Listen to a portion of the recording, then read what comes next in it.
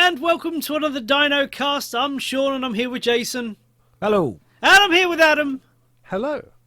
And we're going to take you through last month's Games of Gold, the upcoming month's Games of Gold, anything else we've been playing, anything we've been watching, anything else we've been up to, and generally have a bit of a ramble. So without any further ado, guys, what do you think about the fact that now that there's no 360 games, it's only 2 games with gold this month? I'm okay with that because I can spend more time playing them. More options is good, but it's fine. It used to be 2 games. It went to 4 games when they wanted the new generation. So they've done that. They've sold the new generation. They're getting rid of the old generation now. So yeah, of course we want more games, but I've got Game Pass. There's loads of games on that. I'm going to go mostly there for that. So I don't really care. It's fine. Adam? Yeah, I don't mind. I can see good and bad. Obviously, bad. You're losing 2 games basically. That otherwise you would have got.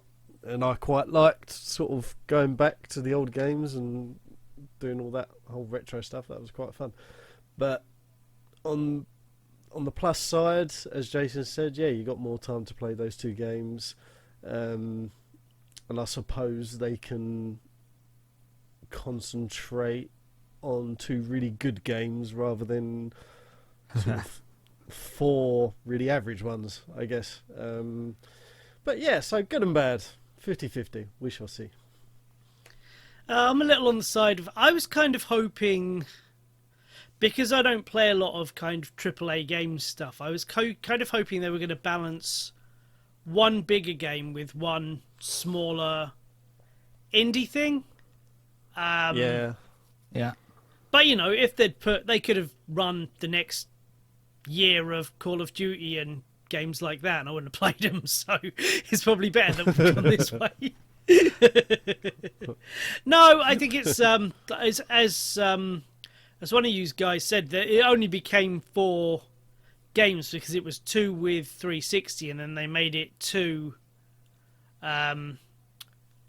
lower level Xbox One games or upgraded games, and they just kind of stuck with it for years and years and years. So really, we've kind of been spoiled, but yeah, it's kind of crippled us for content a little bit. What would be quite handy that there were 4 a month, and there are 4 Mondays in an average month, so we were covered for content. So me and Adam are going to have to do something about that. But I have to make decisions now.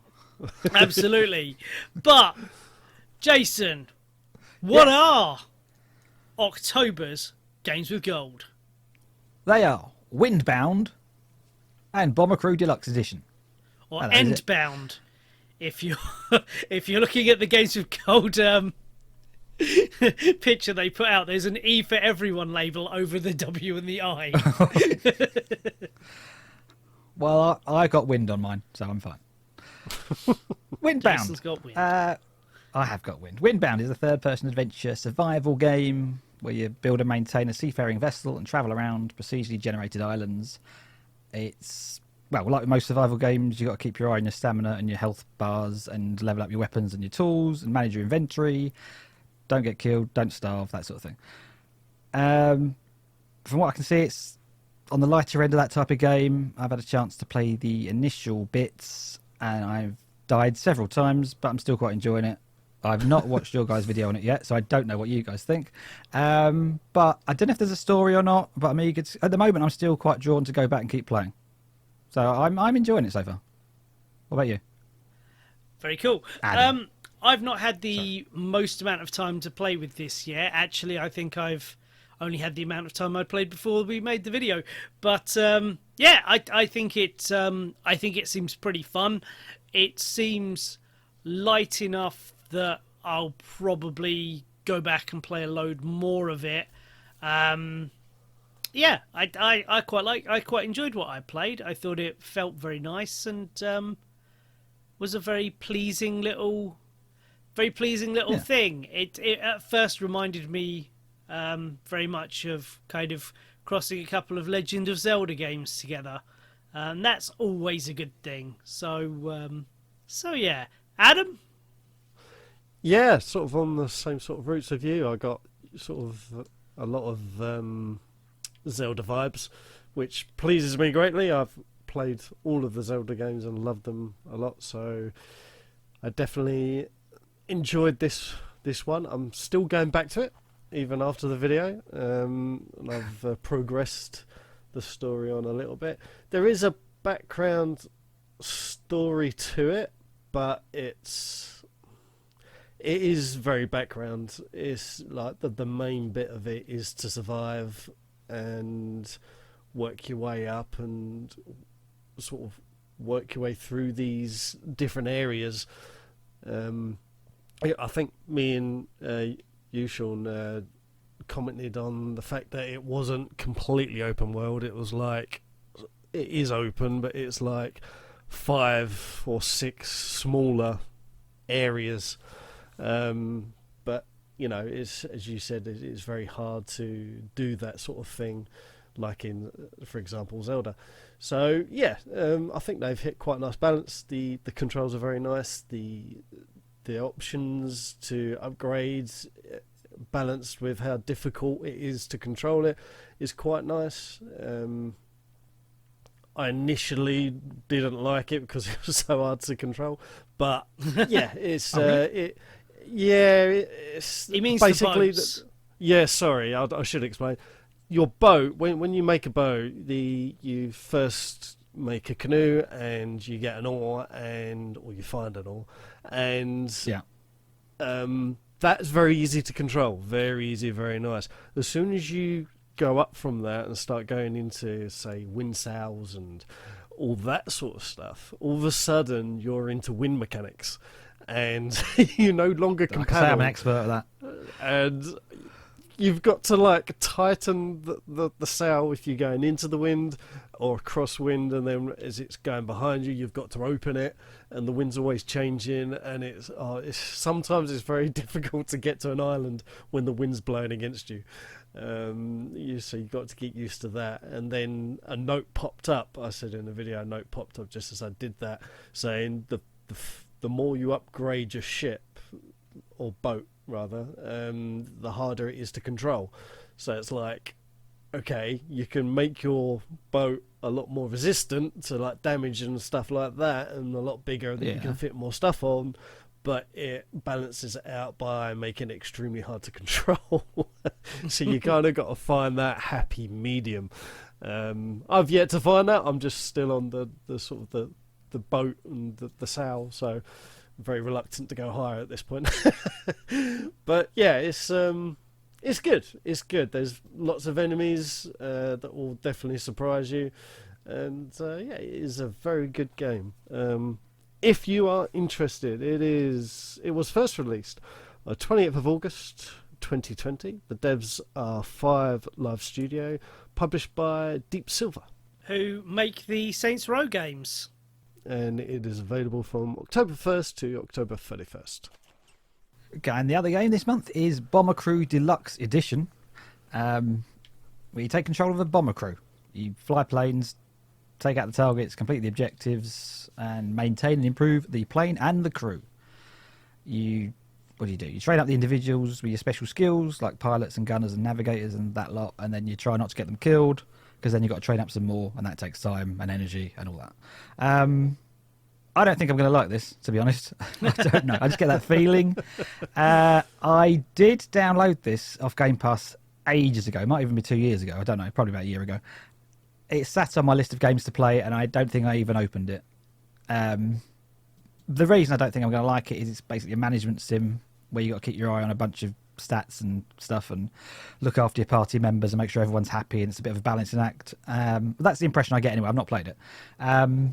And I don't want to be doing that in my spare time, but I will give it a go and hope to be proved wrong, and it might be charming and lovely and not as just demanding of my time that I hate these sort of games for. So I hope I like it. It looks quite cute, but I don't know. We'll see. That's what I think. Oh, I don't know what the deluxe thing is. I didn't look up what the deluxe edition is. It's just Bomber Crew It's got all the DLC. with some deluxe. More planes. I guess. What about you guys? Yeah, I pretty much echo everything you say. It's not exactly my kind of game type, and I don't know when I'm going to have time to really sink into something like this. I'm going to be playing Windblown when I get some free time, but I'll give this a go for the channel, and maybe it will surprise me. Again, like I could literally just say ditto. Like you, I really do like the look of it though. There's something weirdly. I don't think it looks unique, but it does stand out in what it's doing and its visual style. So definitely props for that. Yeah, Adam, over to you, mate. Ditto. But you like management sims. No, Yes, you're the guy for this. I do like management sims. I don't know. From the trailer and what I've seen, I'll possibly like it. I don't know. We shall see. It's open for debate until I play it. But I quite like the fact that, well, in the trailer anyway, it looked like you could decorate your plane however you like. Looks like there's lots of customization on that front, so that's always a good thing. So It looks like it's trying to be fun. It's not trying to be too realistic. It looks like it's trying to be, hey, let's go bomb some people in a happy way. Yeah, exactly. When the trailer went past, actually, initially I thought it said cock something on the side. I was like, what the hell? Did they just write? And I was like, no, it's not. It was a clock. I was like, oh, okay. But yeah, so it looks like there's lots of customizational things, so that's always fun. So yeah, we shall see on this one. I'm leaving it open mind. But it was first released. Actually, it was first released October 2017, but for the Xbox, it didn't arrive until July 10th, 2018. Devs are Runner Duck and published by Curve Digital, and it is available from October 16th to November 15th. I like that they're still overlapping one. So one's start of the month, the other one's halfway through the next of the month. That's quite cool. Yeah, you get a full month per game. So that's Per good. game, yeah. I don't like it. I think you should release them both on day one of the month and let them both run for the full month, and then I know where I am. I'm on October. I don't want to have to wait. What if they do a rubbish game and you've got to wait 15 days for the second one or whatever? Boring. Grumpy bum, that's me. So anyway, that's the Games of Gold for October 2022. But what of last month's Games with Gold? They were in no particular order. We're going to start with Thrillville, not Ride on the Edge, or not Ride to Hell, or not whatever I thought the thing was on the other one. It doesn't matter. Yeah, I played a bit of this, and I got from it what I wish I'd put the time in to get out of the previous one we had. This was fun. I enjoyed playing the rides. I enjoyed playing the mini games. And what it made me do was, at Adam's behest, was stop playing it and put the other one in and go play some of the sequels, mini games and stuff, as they were much more fun. But yeah, this opened my eyes to what I should have done the first time, and really, I think it's quite a cool take on the building and management sim. But I preferred the second one when I finally played it. Adam, what do you have to say? Yeah, I like all this type of games. I think everyone knows that by now. And this was no different. I enjoyed it a lot. But as Shaun, you said, download the second one. There's not much point in downloading the first one if the second one's available. It's basically the first one with a lot more upgraded stuff. So yeah, it's good. I've loved sort of theme park games for the longest time, all the way back to the Super Nintendo theme park. So yeah, it's good. Download it. Thumbs up. Well, you say download it. I thought I had, and I found out I hadn't. So I haven't played it. But I have played the second one, and from what I gather, it's a slightly better one. I watched your video, and it did just seem to be a slightly worse looking version of what I'd already played the month before, which was the sequel. So Yeah. I feel like I've played it. Yeah, it's I wouldn't say worse version. I'd say if anything, it's a prototype for what the second one became. Well, that's so Yeah. worse by comparison with a later thing. That's fine. I'm not putting down on the game. I'm sure it's a fine. I've not played it. It could be a crap game, but it just looked worse and looked identical in terms of play style and that sort of thing, apart from being less. So that's why I wasn't that upset I didn't play it. Is there any reason to play this game? I'm curious as to why they did it that way round, though. What do you think? Like, I mean, they did the second one first, and then, now play the first one. I don't know. I guess it's a licensing thing. Like, I guess they just thought, I wonder if anyone will care if we use this franchise, so we'll start with the later one. And then, like, oh, people really liked that. Well, we'll give them the other one as well. I don't know. I think it's probably that. I think they'll, people will, if they see the crappy first one, they won't bother with that, and then the next month they go, oh, it's another one, the same thing. I didn't even bother playing last month. Why would I want to play this? It's a bit like they did with the Giant Ant game years ago, where they did like the third or fourth game first, and then went back and did the numbers as 1 and 2. I think if they put one out first of all, maybe people would have gone, this is a bit crap. I'm not going to bother playing the others. I don't know. Yeah, so I honestly haven't given that any thought until this moment in time. But I'm sure that's what I think. Well, the most important thing is Yeah. they have released the Lego Killer Moth games in the correct order.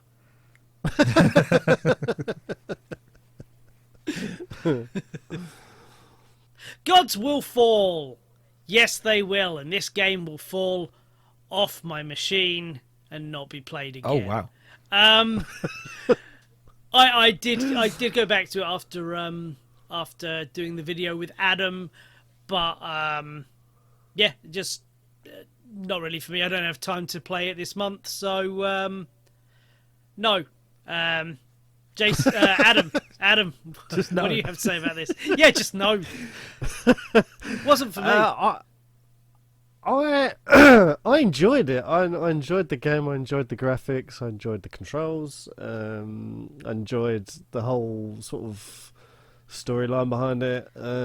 But the difficulty curve, my God, it's like really that is like it is steep, and it's not even something that you can avoid, like other than luck. So basically, you go into the map and you've got all these different places you can go to fight one of like these gods, and it's basically luck if you hit upon an easier type of god or a harder type of god. And the worst of it all is it changes. It doesn't stay the same. So it constantly changes whether or not one god's easy or not. So if you die and you go back into it, you think, oh yeah, I'll go to that god because like he was really easy last time. You go into it, all of a sudden there's like masses of enemies and like really hard, and you get your arse absolutely handed to you, and you're like, oh, okay. so yeah, okay, it's not the same. So yeah, I really didn't like that aspect of it, but it's currently hanging on to my Xbox by its fingernails because I hit upon a run that I basically hit 2 gods that were really easy, and that's where I've saved the game, and I haven't been back to it since.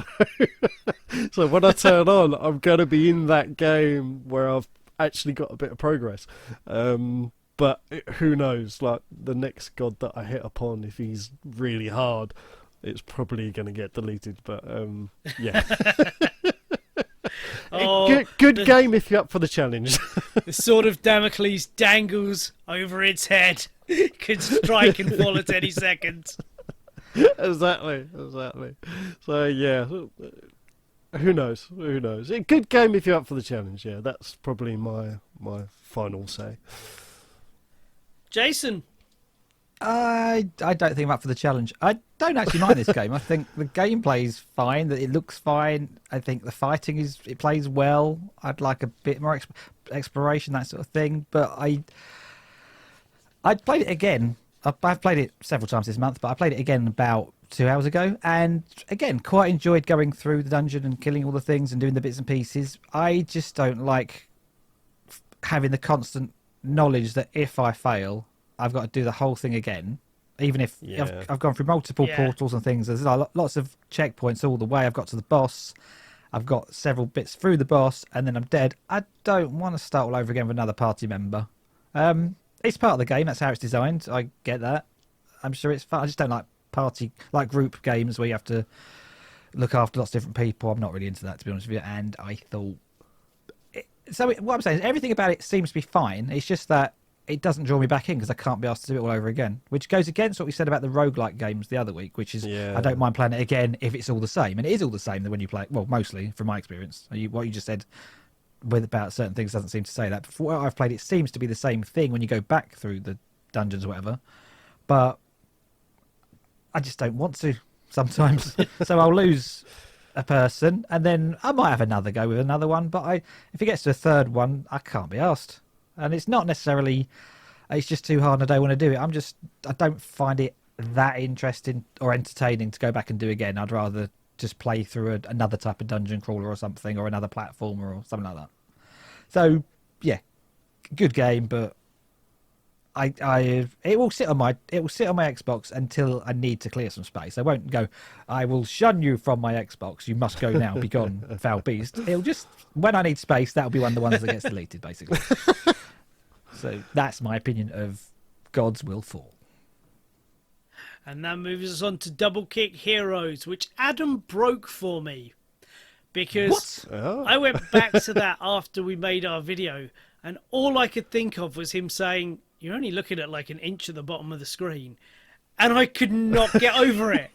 I was like, sitting there playing the game going, why am I just looking at this tiny little bar? Like, what am I doing? No, I want more from a game than this. And I stopped playing it. So you completely broke it for me. Thanks, mate. To be No fair, problem. You're welcome. it's rhythm action. It was never what I was going to spend the most amount of time with. But I thought I was going to get through a playthrough. But I just couldn't. I could not see past that. And I was sitting there doing all this complicated stuff, just going, yes, I'm literally just looking at this and there's nothing else to immediately catch my attention. So Adam broke that one. And Adam, what did you think?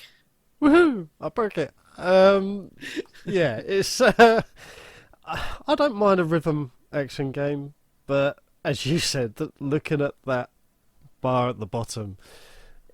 it's very difficult to experience the game that's happening on your screen when all you're doing is looking at that tiny bar, just hitting the points that you need to hit. Although saying that, I have actually completed about 50% of it, but that's where I stopped because I think me and you, Shaun, we picked the same difficulty, I believe. Yeah. And I do think you need to start on the easy mode because I've hit a point that it's just it's so difficult to hit all the points and get past this boss that I'm on. Basically, if you don't hit all the points, and he'll eat your ass by the time you get to the end of the screen. So, do you mean that as in he will kill you, or he will give you a really fun time? So here the kids are into that these days. No, he will kill you. He will absolutely destroy you. Fair enough. Fair enough. He won't go ass to mouth. Basically, I got to the end, and I think I hit about 86% of all the points, which for me on a rhythm action game, that's quite good. That's quite good for me. But I still did. Like, I think there was still a quarter of his life left by the end of it, and it was just like, so I'm going to need to hit at least 95% of that. And some of it was so quick. It was like, and you're pressing multiple buttons at the same time, and it's like, oh. So I don't know. I don't know if this one will survive on my Xbox. Because basically I'm at that really awkward crossroad. I'm 50% through the game, so it's like, okay, do I start again on an easier level and play through and then hopefully pass where I'm at now? Or do I, because I've got so far, just try and get past it? But Yeah, I don't know. Might be worth looking, see if you can change the difficulty in your current playthrough. Oh, I don't know if that's I a didn't think of that. possibility. Yeah, maybe. I'll have a look. Hopefully, because this is damn hard at the minute. But yeah, Jason, I'm actually enjoying this. I did say the other month that, oh, you're only looking at one part of the screen, but as the month went on, I wasn't. I think we're all playing on the same level. and then he started playing I really think... badly because everything was killing him all the time. When he was No, I'm not enjoying the saying I haven't pixel art. struggled with it. I think that's part of the game. It's. I do like a rhythm action game generally anyway, and there is always a bit of a learning curve with how you sort of read the music, I think, sometimes. yeah, So it is all down the bottom and you're looking, and when I started, it was very much look at that bottom inch of the screen and that's all I'm looking at, and I'm press. Oh good, level's over. I don't know what happened during that level. I'm sure it was fine. Brilliant. But when I started replaying those bits and then going to later and later and later, and I'd struggle and then have to replay some bits because I couldn't do it, I just got better. And then it became like you could instinctively see out the corner of your eye what you're looking at. And I then started looking up and then seeing the stuff at the top of the screen. And I'm sort of playing like tactically. So I would choose who I was shooting when I was shooting, and I could get more involved. And then as it kept going, they'd introduce more and more mechanics like the grenades and the other bits and pieces and other guns and whatever. yeah. And then I really struggled with that. And I played the same level, like, I don't know, 5-6 times and couldn't do it, and then went away. And then, well, actually, same thing happened today. There was one I couldn't do. I probably haven't played it for about a week. And before we started, I like to have a little refresh before we do this so I know what I'm playing. And I put it in and I played a level I couldn't complete. And the first go I played it, boom, done. I was so happy. And that is why I like this type of game. It's the elation of finishing it. I still haven't got over finishing the end of Guitar Hero 2 all those years ago. And at that point where you up the difficulty and you suddenly get that fifth finger, the orange one on the guitar, again, suddenly you're struggling again because you've mastered everything else. You're instinctively doing it, so everything's suddenly easy. And then you add that extra finger. This is not this game. This is Guitar Hero 2 or Rock Band or whatever. Yeah. And you add that fifth finger, and suddenly it's a challenge again. And that is what I'm enjoying. It is the challenge and overcoming the challenge, and then feeling like a rock god, kind of. Not you really. can what you're saying is you can take most of the fingers, but when it comes to the full fist, it's a bit too much for you. That is correct.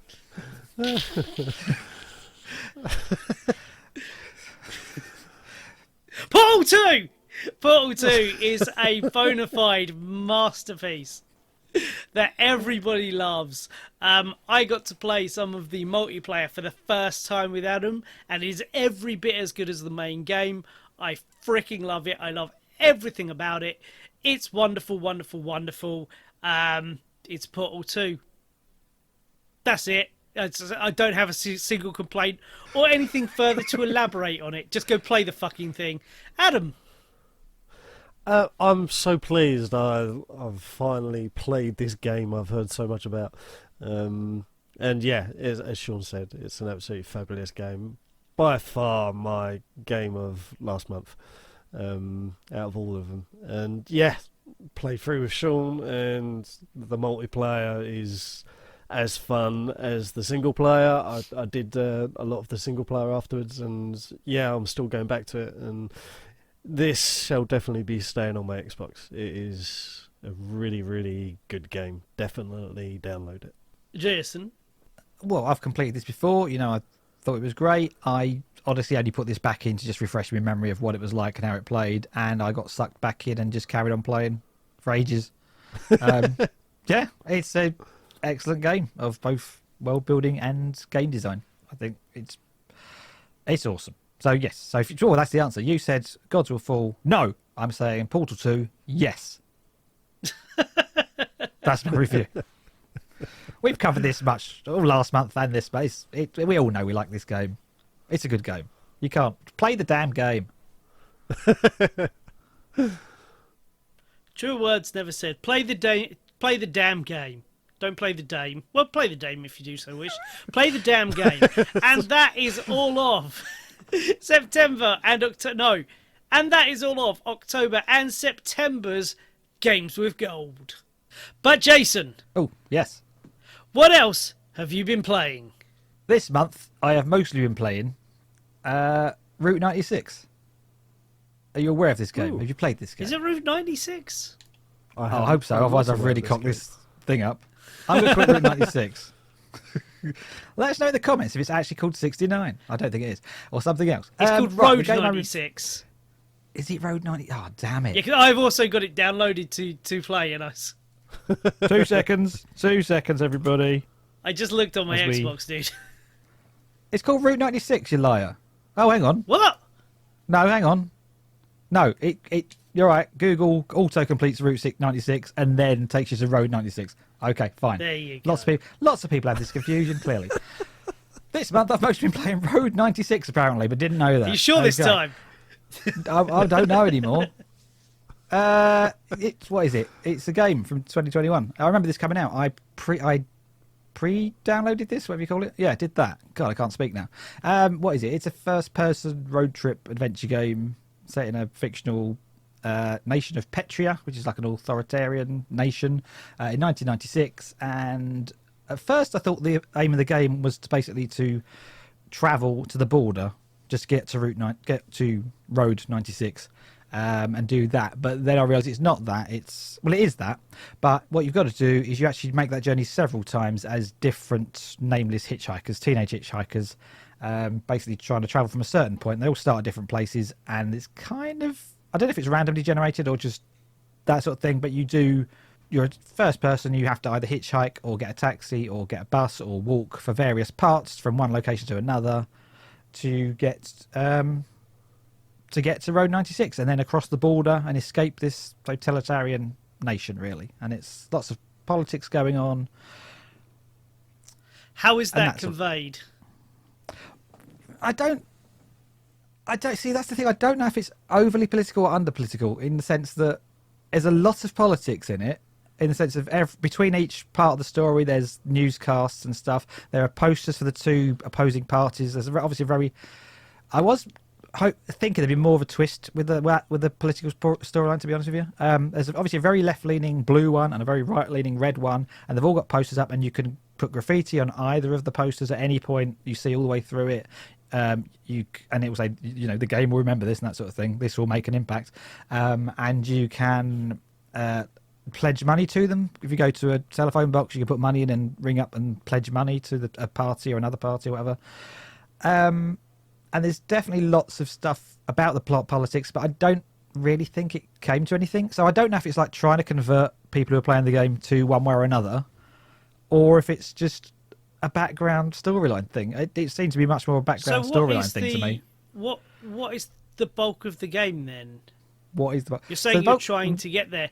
Do you talk to the people while you're in the car? Do you have to convince them to take you in the car? Do you hang around a bus stop until a car pulls up?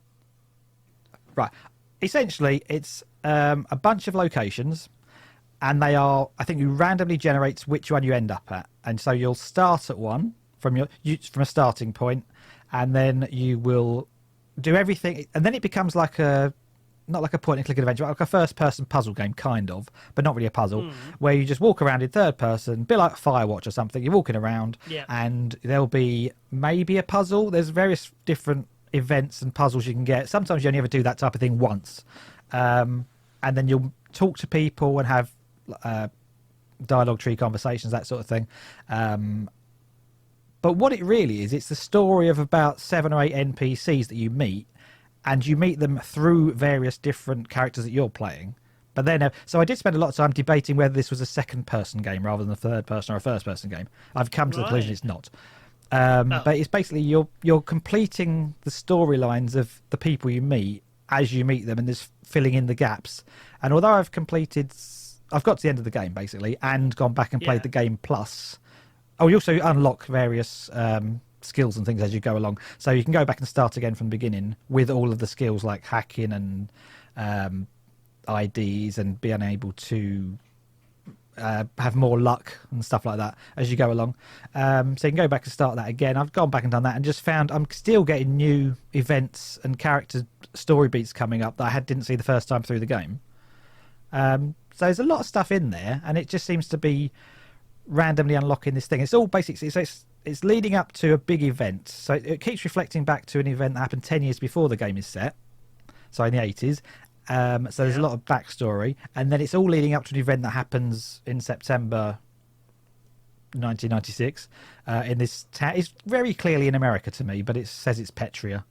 Anyway, it doesn't matter. Yeah, the picture looks very American. Yeah, it looks like you're trying to get to the Canadian border and escape this authoritarian society, basically.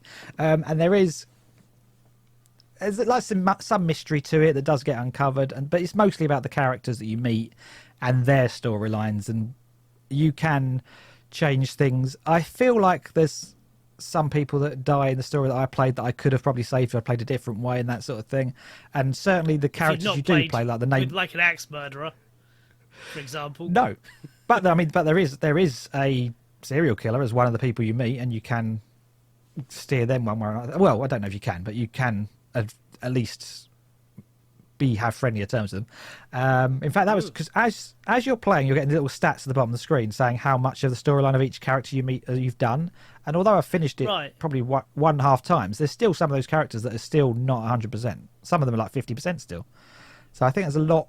I think it just generally randomizes what your next stop on this journey is. So you'll basically go to an area, you'll complete the things you can do in that area. A little story thing will play out. You can then explore a bit more if you want to and pick up any, like there's cassettes, the audio cassettes you can pick up as the collectibles, that sort of thing. And you can find car keys in certain lockers and things, which then mean you can steal a car, and that's another way of making a journey.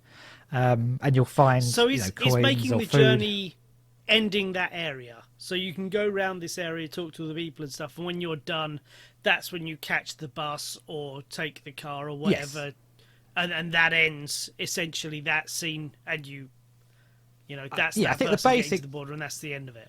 The basic game mechanic is arrive at a location, it randomly generates stuff. There'll be a certain story beats that have to appear in your playthrough. Once you've done the story beat that's necessary, you can leave immediately by either walking to the side of the road and hitchhiking, going to the telephone box and calling a taxi, going to the bus stop and getting on a bus, or just choosing to keep walking to the next place, and then it will just randomly generate the next stop. Which may take place in a vehicle travelling, or it may take place as you've just been dropped off by a car or something. It's quite a simple game, and the plot isn't that deep, but it's interesting enough that it kept me playing. This is a game I went away for like a week on holiday, and I was thinking about the game while I was away, and came back and then played more of it. So it's not like some other games which I just forget about. Yeah, I quite liked it. I really enjoy it. I probably will go back and play a bit more of it. There's no need for me to play any more of it other than to just unlock. I've already got all the achievements and that sort of stuff. So it's just a case, if I go back, it's just to see the bits I haven't seen with certain characters. Yeah. I had a lot of fun with this, and I think it's worth a go. Thumbs up. It sounds good. It's a Game Pass thing because I've got it as well. Hopefully I'll have time to play it sometime. Adam, what have you been playing, mate? So, I've been going back to some really old games that have been sitting on my Xbox for God knows how long. Adventure. Yeah. And I finally completed one of them, and it felt really, really good. So, I completed Rayman Legends. I thought he was going to make us guess for a minute there, Jason. Oh, well, that's a marvellous game. Yeah, really, really good. Finally did once you completed all the main paintings, you can then go into this other painting which will send you back through some of the favourite levels of the previous Raymans. And that was by far the most hardest bit of the game. My God, was that hard? But yes, I finally completed it, and it was really good feeling. And I thought, excellent. I look on the achievements. I'm sure it's all popped and gone. And I looked at achievements, and I found that there was some other achievements lingering there that I haven't done, and it's all to do with the challenge mode. And so that. I was like, oh no. So the challenge mode is basically a daily thing, and you can go on there and it'll have daily challenges, and the idea is to get as far as you can, beating other people around the world. And there's like, you can get bronze, silver, gold cup, or a diamond cup, I believe. And the achievement to get is reach awesomeness, or something like that. Basically, it's a level 11. I'm level 10, and I'm really close. And I was like, oh, can I be asked to go back into this game that I've had up for so long? So I don't know. I don't know if I'm going to go back. But the actual game I've completed, and it felt damn good doing it. Did you play Rayman Origins, which came out almost directly before? Yes, I did play some of it, but I didn't, not all of it. Yeah. So you've still got more to do, because it's essentially more of the same. I played both of them back to back after a mate introduced me to them, because I'm like, I'd seen them, but I wasn't really back into platforms at that point. I'm like, no, this is really good, and you love cartoons and stuff, and I'm like, I do love animation, and we just played a bit, and I'm like, I'm absolutely hooked. I'm buying both of these, and I'm going to blast through them. Oh I yeah, I love them. Absolutely fantastic games. Actually, always meant to buy love Legends again on the Xbox One, because I've got them both on the 360. I thought that's an opportunity to just play Rayman Legends again, isn't it? But I haven't got around to it yet. Yeah, I can remember playing this like years and years and years ago. I can't remember what system I had back then. It wasn't an Xbox; it was something else. But yeah, no, felt good to complete it. But Jay, you played this? I own both those games. I never know which one's which in my mind. I've not got very far with either of them. I'm going to blame Shaun for that, because once I went around, yeah, because you really showed me one once, and you were so happy with it, and I was so happy with it. I'll tell you what you showed me, and it's annoyed me because it's not the first thing I could then play when I tried to play them. I don't even know which one it is. You showed me a level of you basically playing along to, I think it was Black Betty or something, and I really enjoyed that. And that looked a lot of that's fun. from the end. Yeah, well, yeah. So I'm just playing and go, well, that's not happened yet. Why is that not happening yet? That was fun. That was good. I enjoyed that. I basically want a rhythm action game. That's what I want to play. So I own them both, those two games. And they're still on the Xbox. They've not been deleted. They will be played at some point, in theory. But no, I have not yet achieved the level of success that you have by completing that. So congratulations, you. Well, no. You just have all this joy in your future, whereas it is sadly in mine and Adam's pasts. We can never play them fully for the first time again. Well, you can live through me vicariously, and I'll tell you all about it. And when I play Black Betty, I'll go, yes! But that's not the only game I completed. Oh no, I went one step further. I completed Assassin's Creed Chronicles China. Of course you did. We never go a month without Assassin's Creed of some sort. Assassin's Creed Chronicles China is an offshoot. It's not your typical Assassin's Creed game. I like that one. Yeah, it's I don't know how to describe it. It's the 2.5D platformy stealth thing, yeah? They released, is that the one they released 3 of the year they didn't release a full 3D?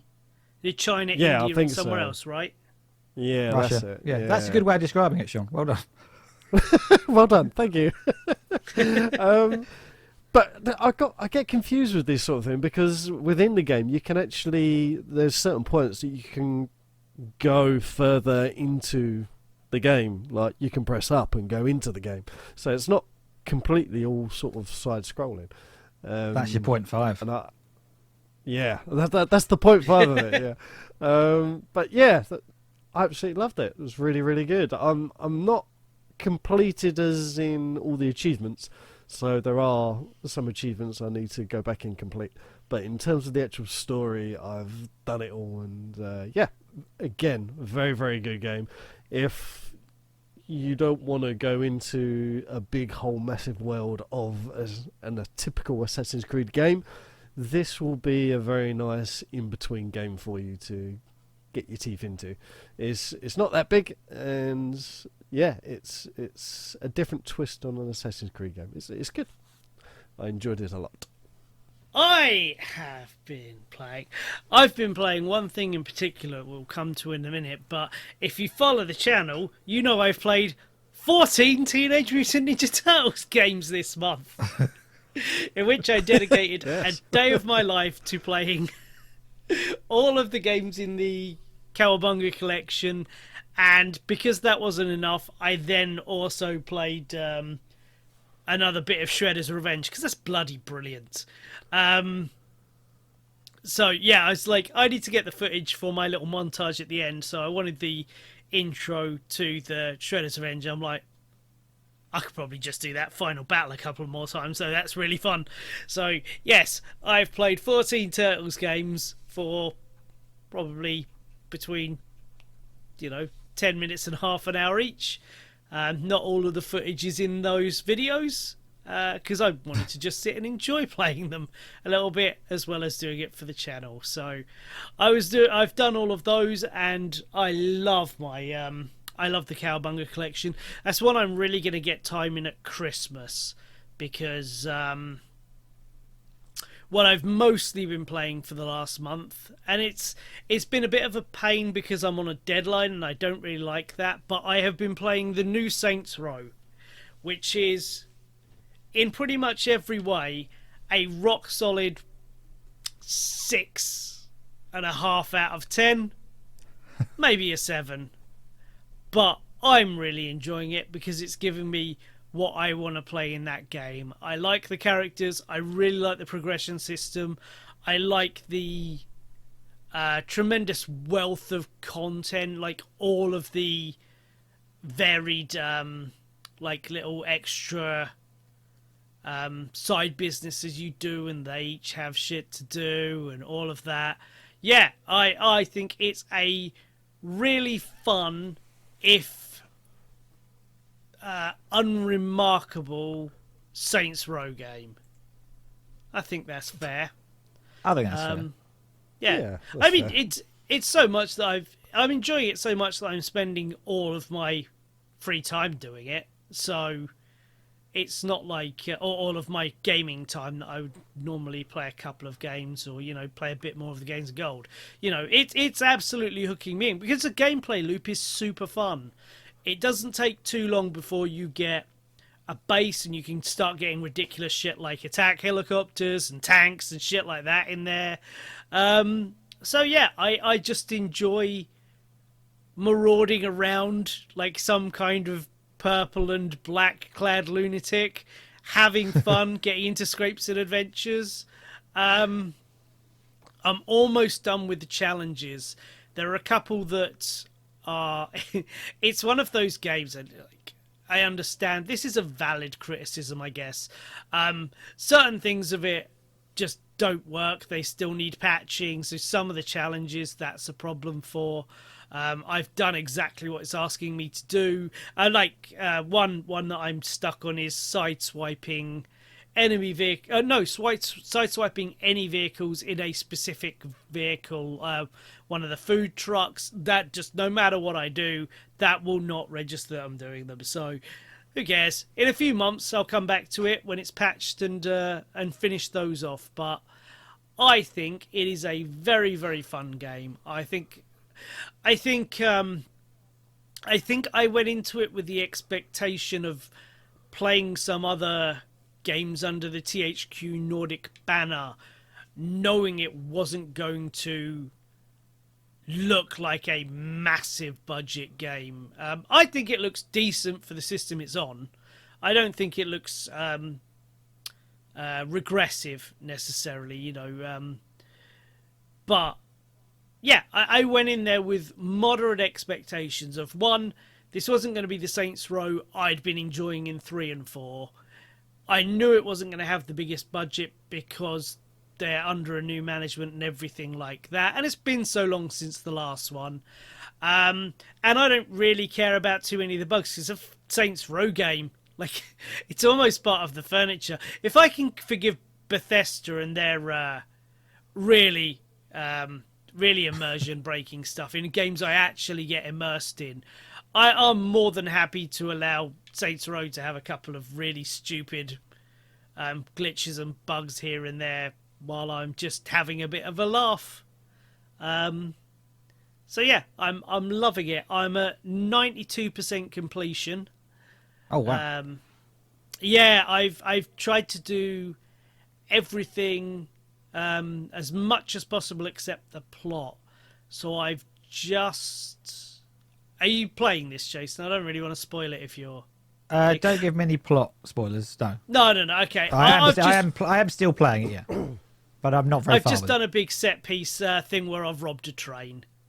That's built up quite quickly over a couple of missions, and that's what Cool. I've just done. So I think ruined I'm it for me getting now. to I know I'm not far off heading towards the finale, as I'm on 92% completion, so there can't be that much plot left. I hope not. I'm quite sad because I really like. If you watch the opening cutscene in our video, it's in our video. If you watch the opening cutscene, I'm taking that to mean a certain thing, and I'll be very upset if that's going the way I think it is, because I really like all the characters and they're playing off each other and Oh. stuff. I'm just remembering that scene. Yeah. Yeah, so I'm kind of. I'm not really wanting that dynamic to change, but I fear it's coming, and I'm going to be sad.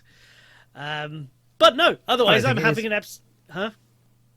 I don't think it is. I think it's setting you up for a fall. It's clearly I'm hoping there's a leading you down the wrong twist. path. And there are ways to do a twist. So Yeah. that's what I'm hoping. But you know, it's so. My one complaint is, like, they're doing this. They wanted to reboot the franchise and everything like that, and they wanted this to be a new Saints Row. And it is my understanding, and there is DLC coming, because actually there's a collectibles area in the phone where your stuff is stored, and you can take photos of various things, and one of them is blocked and says it's part of the DLC. So I'm guessing some DLC's coming, so there is still time to bring in goddamn Johnny Gat, the one thing everyone wanted, who I believe is completely absent in this game. So get Daniel goddamn Day Kim on the phone, tell him Johnny Gat is coming back, and make that the fucking DLC, and just call it Johnny Gat, and we'll all be happy. And I'm pretty sure a lot of the detractors will whittle out. But like one of the higher ups at is it THQ Nordic owns it now? I'm pretty sure that's who own it. So I knew it was going to.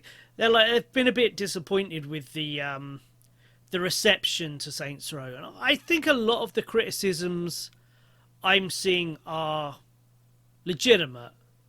I do see a lot of the flaws in it, but I do think people are being overly hard on it on treating. I think they're talking about it as though they're expecting another GTA with a GTA budget and shit like that, and that was just absolutely never going to happen. And this is effectively, I'd say this is probably effectively more Saints Row 2, and that's pretty cool. I'm down with that. Yeah. But I am on a bit of a time limit, which is really irritating, because but the last major release I bought was Guardians of the Galaxy last Christmas, and I got it because it was at half price. I got it in a sale, and I like surprise, I like the comic book stuff. So I played through that, and that was the last, what you'd call a triple A game. It's nothing to do with wrestling. That was the last triple A game I bothered with. And then you've got this, and then this came out, I'm sure, at the end of August. At the end of October is the new Batman game. So I've kind of got to shush through the end of this in the next 2 weeks, because Batman is out on the 21st. So Right. once that's Ooh. out, Saints Not Row long. will be put back in its case and back on the shelf, whether I finished it or not. So I would very much like for that to be finished first, and then I get to play a new Batman game, which, from everything I've seen leading up to it, has led me to an excited level of I'm sure it will be fine. Cool. That's the level we should be at. Yeah. Well, I'm It's slightly adequate. annoyed with what they've done with Jason Todd. They've basically made the Teenage Mutant Ninja Turtles that kind of base. You know the base you're always getting. It's the old fighting game base. There's the all-rounder, Oh yeah. slow, big, strong one. That's what they've done with Jason Todd, which isn't really his character. They've got a quicker, shorter reach one, and a longer reach, which is a bit more cumbersome and stuff like that. It's basically your Turtles setup. You know what you get in there, but it stars the sidekicks. Batman. It's weird because it's not continuing off from the Arkham games, which ended with Batman gone. But this is a game that stars all the sidekicks because Batman is gone. Ah. And Sure. all of the press around it is that Batman is dead, and I very much look forward to the third act reveal that he has been taken over by the villains. Because, let's face it, I'm not a fucking idiot. It's obviously what's going to happen. But no, the last time I believe we had a game like this was Batman: The Rise of Sin Tzu, which was out on the original Xbox. I had it on the GameCube. I now have it on the Xbox. It's out on the GameCube and stuff, and that was a incredibly mediocre beat 'em up, with an okay story. But it did have the voice cast of the animated series, so that's always a plus. I've seen it, and the advert. I'm quite interested, and probably will buy it. But it's what's it called? Gotham Knights, isn't it? Yeah, But I have, I've been watching some playthroughs, and I don't know. It's not drawing me in, but hopefully, if I get to play it myself, then I'll enjoy it, and I probably will end up buying it just for the sake of it, and then hopefully I'll give it more than an hour, and then get really into it. I'm really But, going to yeah, like I'm it not- because it's the story that's going to draw me in and everything. Because like what I've seen of it just looks like the previous Arkham games. Like Yeah. a lot of the combat just looks like it's based on that. The city looks like that. Oh, it's a bit more neon and it doesn't look like there's anything new here except the story, and that's fine. I'm a Batman fan. I'm here for the story. I'm excited for this. Is still, I am significantly more excited for this than any other video game probably in the last several years, because it's Batman and that is my jam. It's just on a level of what I think this could be and where we could be going next with it. I'm sure I'll love it. You can play it co-op, can you, or at least invite someone into your game? Is that I right? won't be. I was going to say, there's no way he's going to do that. Wow, I mean, I was dropping massive hint there, but okay then. Play on my own Yeah, then. Wait. Yeah, if there are some achievements for doing that, what I'm really hoping for, because I've not looked too deeply into it because I've already got it on pre-order for day of release. It was always going to happen, so why do I need to look up anything about it? I want to experience as fresh as possible. But the one thing I'm hoping they include is that you can switch characters on the fly. I don't know if that's planned, but I would quite like to be of all of them. I'm going to pick Nightwing. He's my favorite of the four. But I would like to, if it's depending how it's structured. What I'm hoping for the single player game is that it is a segmented story told from four perspectives that brings them all together towards the end. So they play off each other. Maybe they double up at certain points and stuff like that. But largely, so Robin could be doing the detective work. Barbara could be looking into the technology. Red Hood could be going after the low-level guys. And, of course, Nightwing is, to the best of his ability, taking Batman's place. That's kind of how I hope they structure it. But if it's just area to area. You could still call it levels. Although they don't like to think of it as levels. That's largely what they did in the Arkham games. You go to a place in an open world, and then you go into a enclosed area that contains that part of the story. It's technically a level. If worse comes to worse, I'm hoping you can switch your character between each of those, so I will play Nightwing, Robin, Batgirl, Red Hood, or Nightwing, Batgirl, Robin, whatever I choose to do with it, or whatever order I choose to play them. But I'm hoping it lends seamlessly to being able to use all of the 4 characters, because it's a big game, and I'm probably only going to play through it once. Get as many achievements that I can, and then it will sit on a shelf for 5 years, and then I'll play it again. It's not one I'm going to beat and then go through and beat with Batgirl, and then go through and beat with Red Hood, and then go through and beat with Robin. That's just not going to happen. I don't have time for that. But yeah, I'm quite looking forward to it. I'm sure I will really, really enjoy it. Oh, and there's one more gaming thing about this month. Yesterday, Crystal Dynamics released a survey about making a new Legacy of Kain game. Oh my god, yes please. I've only been waiting 20 goddamn years. Please make it immediately. So yeah, if any of you guys are fans of the Legacy of Kain games, or just want to do me a favour, go search out that survey and just fill it in, basically saying we want it to be a fucking single player game, narrative driven, complex plot. That's all you need to put. There's about 8 pages of it. God, I spent so much time on that survey. I'm so excited that I might be getting more Legacy of Kain. Adam, what have you been watching, mate? We've been watching The Blacklist. Heard of it? I've heard of it. I have no idea what it is. So it's James Spader, and he plays as an ex-FBI agent who turns criminal, I'd say overlord, and his name is Reddington, and Raymond Reddington to be precise, and he has compiled a list of the world's most dangerous criminals in the world, and he voluntarily surrenders to the FBI and says to them, I will release a name off from this list for you guys to hunt down and capture and stuff, and what I want in return is immunity from prosecution from anything I do.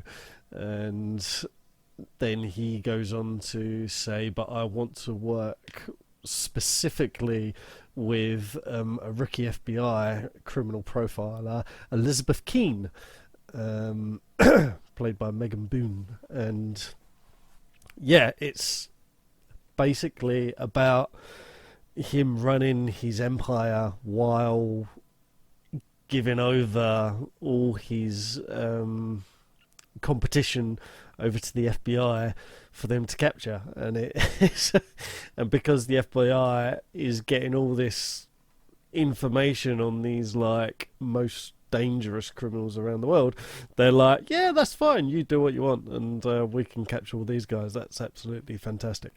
So it worked out quite nicely for him, but as the seasons go on, it gets more and more dangerous for him, and I won't say too much just in case you want to watch it, but yeah, we're watching the new series which is out, and it's very frustrating that I can't binge watch it, so I've got to wait week per week for it to come out.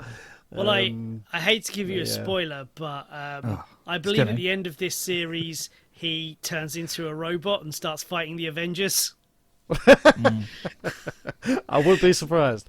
The only thing I know about that actor, but I've seen him in so many things over the years, and he's always really good. But really the good. One thing I think of when I hear his name is Ultron. Oh really? See, I always go to Stargate He was the original Daniel Jackson out of the film Stargate. I never particularly liked the Stargate stuff. Oh, I did. Oh, yeah. I know that I stuff. love sci-fi and stuff like that so much. It's probably the movie is probably because it's Roland Emmerich and I just don't like his work. And then I tried SG-1, especially when they made a Stargate reunion in there, and I just couldn't get on with it. That's fair. But yes, that's what I think about when I think about James Spader. But yeah, he's absolutely fantastic in this. His performance like really shines. In fact, I won't say how because obviously spoilers. But Megan Boone, Elizabeth Keane, isn't in the latest series. I won't tell you how. And there was kind of a chat about will this season be any good without her, because she was obviously one of the main actresses, and her performance was absolutely fantastic also. But James Spader just pulled it out of the bag in this one, along with all the other actors, of course. It's not just him, but his performance in particular, yes, absolutely fantastic and really, really good. Yeah, really, really enjoying it. It's lots of sort of backstabbing and criminal ongoings and gunfights and action. Oh yeah, loads of stuff in it. Really, really good. Definitely recommend. If you haven't guys seen... seem to like these like long form shows that have been around for a while, and you can really kind of sink into the characters and stuff like that. Because what was it? You was watching Psych quite recently, which just ran for a really long time. This has run for a while. I'm still watching that. Actually, do you enjoy is that a part of your enjoyment? You obviously the first season of anything, no one knows what the hell their character is. They're finding their feet and stuff, but over time they all fall into a nice rhythm, and I do like that. I do like to sort of find a series that either has been spoken highly about, or even one that perhaps has sort of flown on under the radar, but everyone says is absolutely fantastic. But it's mostly all there, because then I can literally just sit down in the evening and just binge watch a couple of episodes before bed. I do go to the newest stuff as well, like the Blacklist. But I do get frustrated because of the whole waiting a week for the next freaking episode to come out. I still refuse to do that. Like, when anything, annoyingly, these streaming services seem to be moving more towards that model again. So I will literally just wait until the series has ended, avoid spoilers, and then watch it in one go. The only thing I watch weekly is AEW, because that's not a show that's got X amount. That's on every week regardless. We do sometimes leave it a couple of weeks if we know something big's coming up, but we think, oh no, we'll leave it this week. We'll watch it next week, because then we got two, and then hopefully we get more of the story rather than it being cut off. We did that with the last season as well. Towards the end, it was like, okay, the big finale's coming up of this season. Let's wait till it's over, and then we've got like 2 or 3 to watch in like one go. But yeah, it's Blacklist. Blacklist is absolutely phenomenal for that. It's really, really good series. Definitely, if you're into sort of that criminal sort of underworld, high profile captures and stuff like that, then Blacklist is definitely one for you. But the other thing I've been watching the Whitelist. It's completely opposite to the no. Lord of the Rings, the new Lord of the Rings, the Rings of Power. Oh, the Amazon thing. Yep. Yeah, I've been watching that, and absolutely. And I was worried. I was really, really worried I wouldn't get into it, because I'm a big fan of the films. I love the films, and I was really worried this wouldn't hit all the right notes, but it does. It so does. It just Our really, audience are really going to want to know: pleasing. are you a fan of all of Peter Jackson's movies, or just the Lord of the Rings parts? I'm a fan of his work. Yeah, I would say I'm a fan of his work, but Oh I man, I don't thought the really. Hobbit sucked. Really? That was a Well, fucking chore. I'm quite I don't really like to follow directors as such. I more follow the stories that they're doing. Oh If yeah, that yeah. makes No, sense. I literally mean the Um, thing of, did you just like Lord of the Rings, or did you also like The Hobbit, which is Oh. far less critically acclaimed?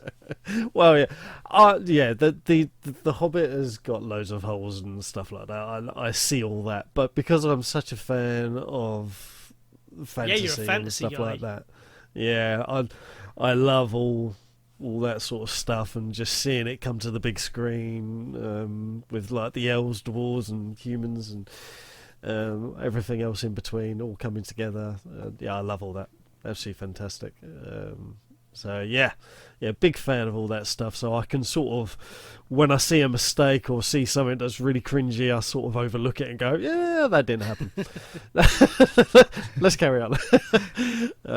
But this is a really good series, and they've played it well. It's the actors. I've seen some of them before, but none I've really like overly heard of.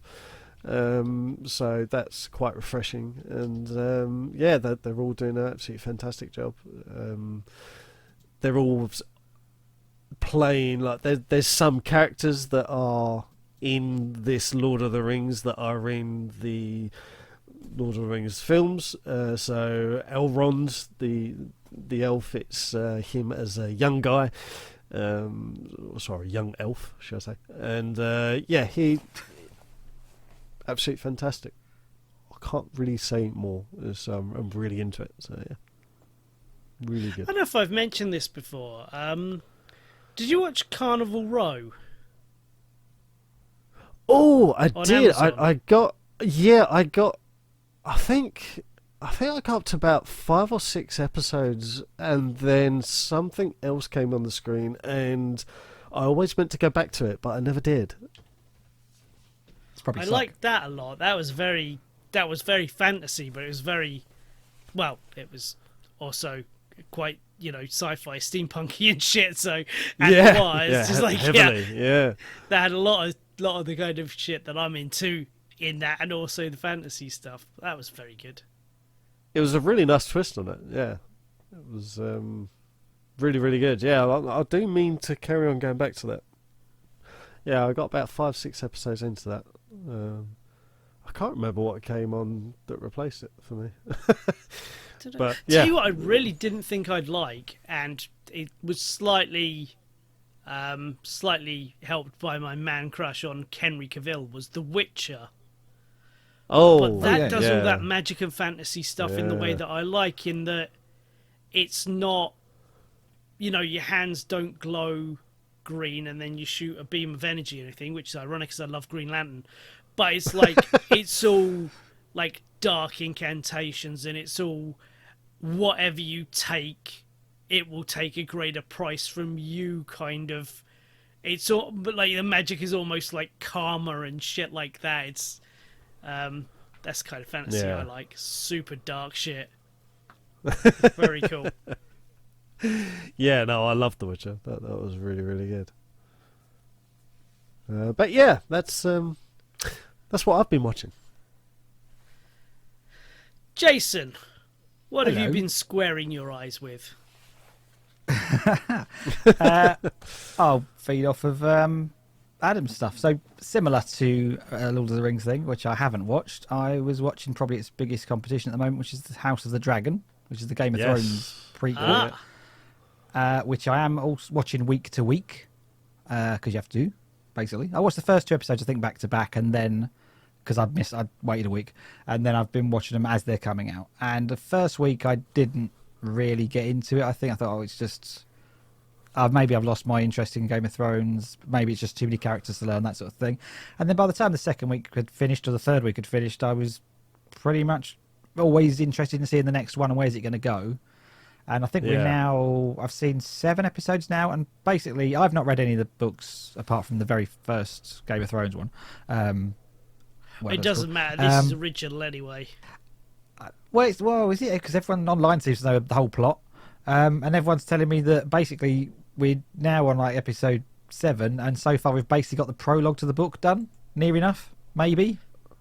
And then the proper story is going to start, basically. Because there's a couple of stages this first season where they'll do a few episodes, then they'll age up a bunch of characters 10 years, and I think that's going to happen again next week, I think. And then we've then got the last set of characters for the rest of the plot, I think, at that point. But you kind of have to know this backstory of how they got to where they are before you carry on. But it's one of the great things about Matt Smith. He can play an age range of about 20 years. He is one of the few people they haven't aged up, and I don't think they're going to by the end of it. It's like the characters he's playing against keep changing the actress or whatever, and then okay, you've now got a grandson. You don't need to. He's got a weird ageless face. Yeah. But yeah, I'm enjoying that. That was on, so I caught up with the latest one last night, and I'm eager to see what happens next.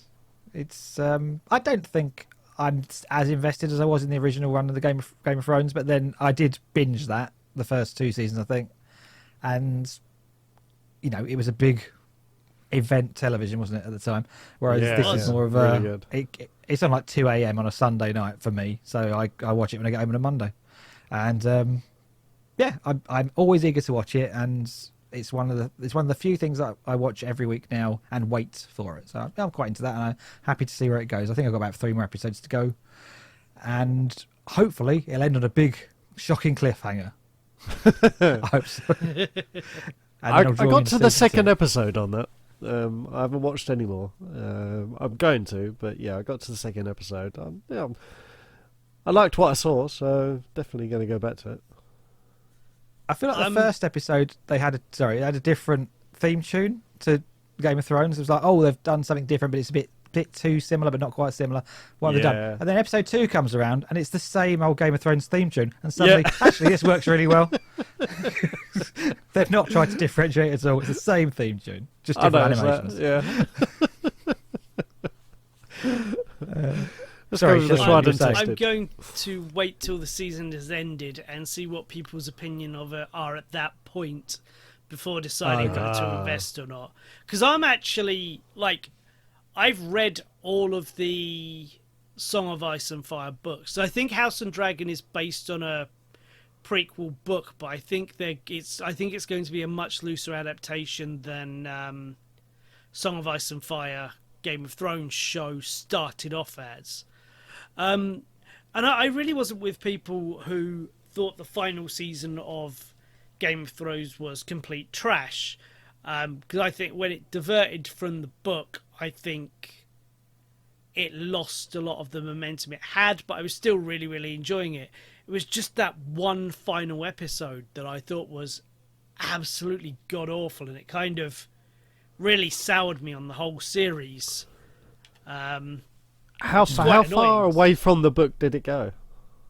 Well, there aren't books for the seasons 6, 7, and 8. I think they ran out. Oh no! I know. Yeah, because he basically stopped, didn't he, because of the pressure. But I've never read all the books, so and everyone was saying that it did drift from the books quite a bit. I'm just wondering from your opinion how far it went. Season 1 is quite relatively tight to the book, and after them they just kind of condensed a lot. There were some characters who were popular enough that they kept them around more than they were in the book. There were a lot of characters and events and stuff they just completely wholesale cut out. Wow. Okay. I mean, Caitlin, is it Caitlin who was married to Ned? Yeah. Yeah. She's got she gets resurrected and comes back as the Avatar of Fire in the books. Oh wow! It's not even remotely touched on in the show. you We would have don't know thought what they'd done happened to that. That happened in the last book. But the last book ends with Daenerys has basically taken over the land across the sea. And it's kind of fucked up a bit, but she's regained control and she's scorched the earth of all of her enemies. And now she's like, well, time to come back to Westeros then. So, like, all of that stuff, it cut off with the siege at Winterfell. Right, yeah. So Stannis has just gone up there and he's, surrounded that. With Ramsay Bolton still in there and he's murdering everyone and whatever. So, yeah, a long way back from what the series got to. And I believe George R.R. Martin gave them notes of where it was going. Whether that's where the book was going or not is anyone's guess. But we shall probably never see. That. He's not going to finish the book, so that's the ending we're getting. He said that he said that the pressure of trying to keep up with the television series was just way too much, and I think he's now done.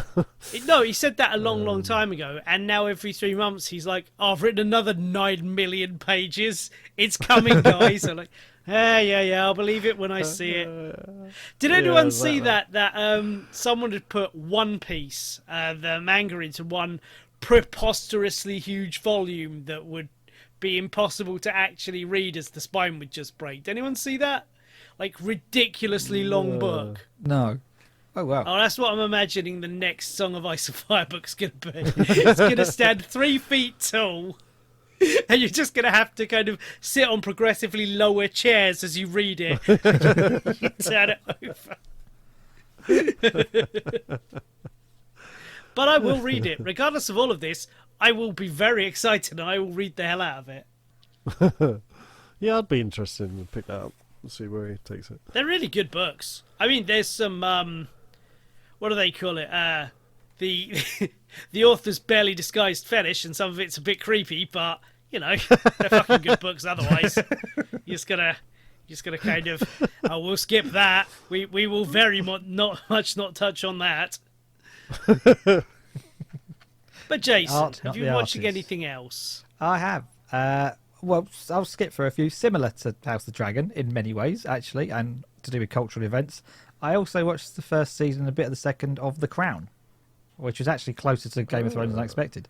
If you just take out the dragons and the magic and the violent scenes, it's pretty much the same sort of into family plotting and intrigue and government thing. It's probably more incest than Game of Thrones.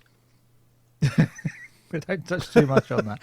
I have no idea how true to life it is, but obviously the key real life plot points are there and it works quite well. And I just thought I'd give it a shot. It'd been sitting on a thing to watch for years, and obviously the Queen died, and I thought, well, I'll check it out and see what it's like. And then I'd watch the first 3 or 4 episodes, and I thought, well, I'll keep going, and suddenly I'd finished the first season.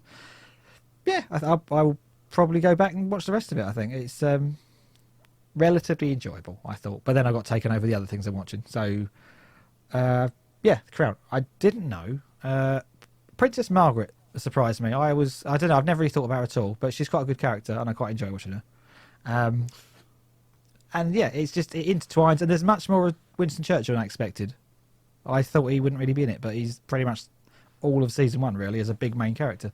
Don't know why I didn't think he'd be in it, but he's in it, so I like that. What else fun? So the big thing that's happened to me this month is I've been binging, as you know, for about 5 years now. Always Sunny in Philadelphia. Yes. And I was watching it, and then suddenly there was no thing at the end saying next episode about to begin. It was like, oh, I finished the whole lot. Bugger.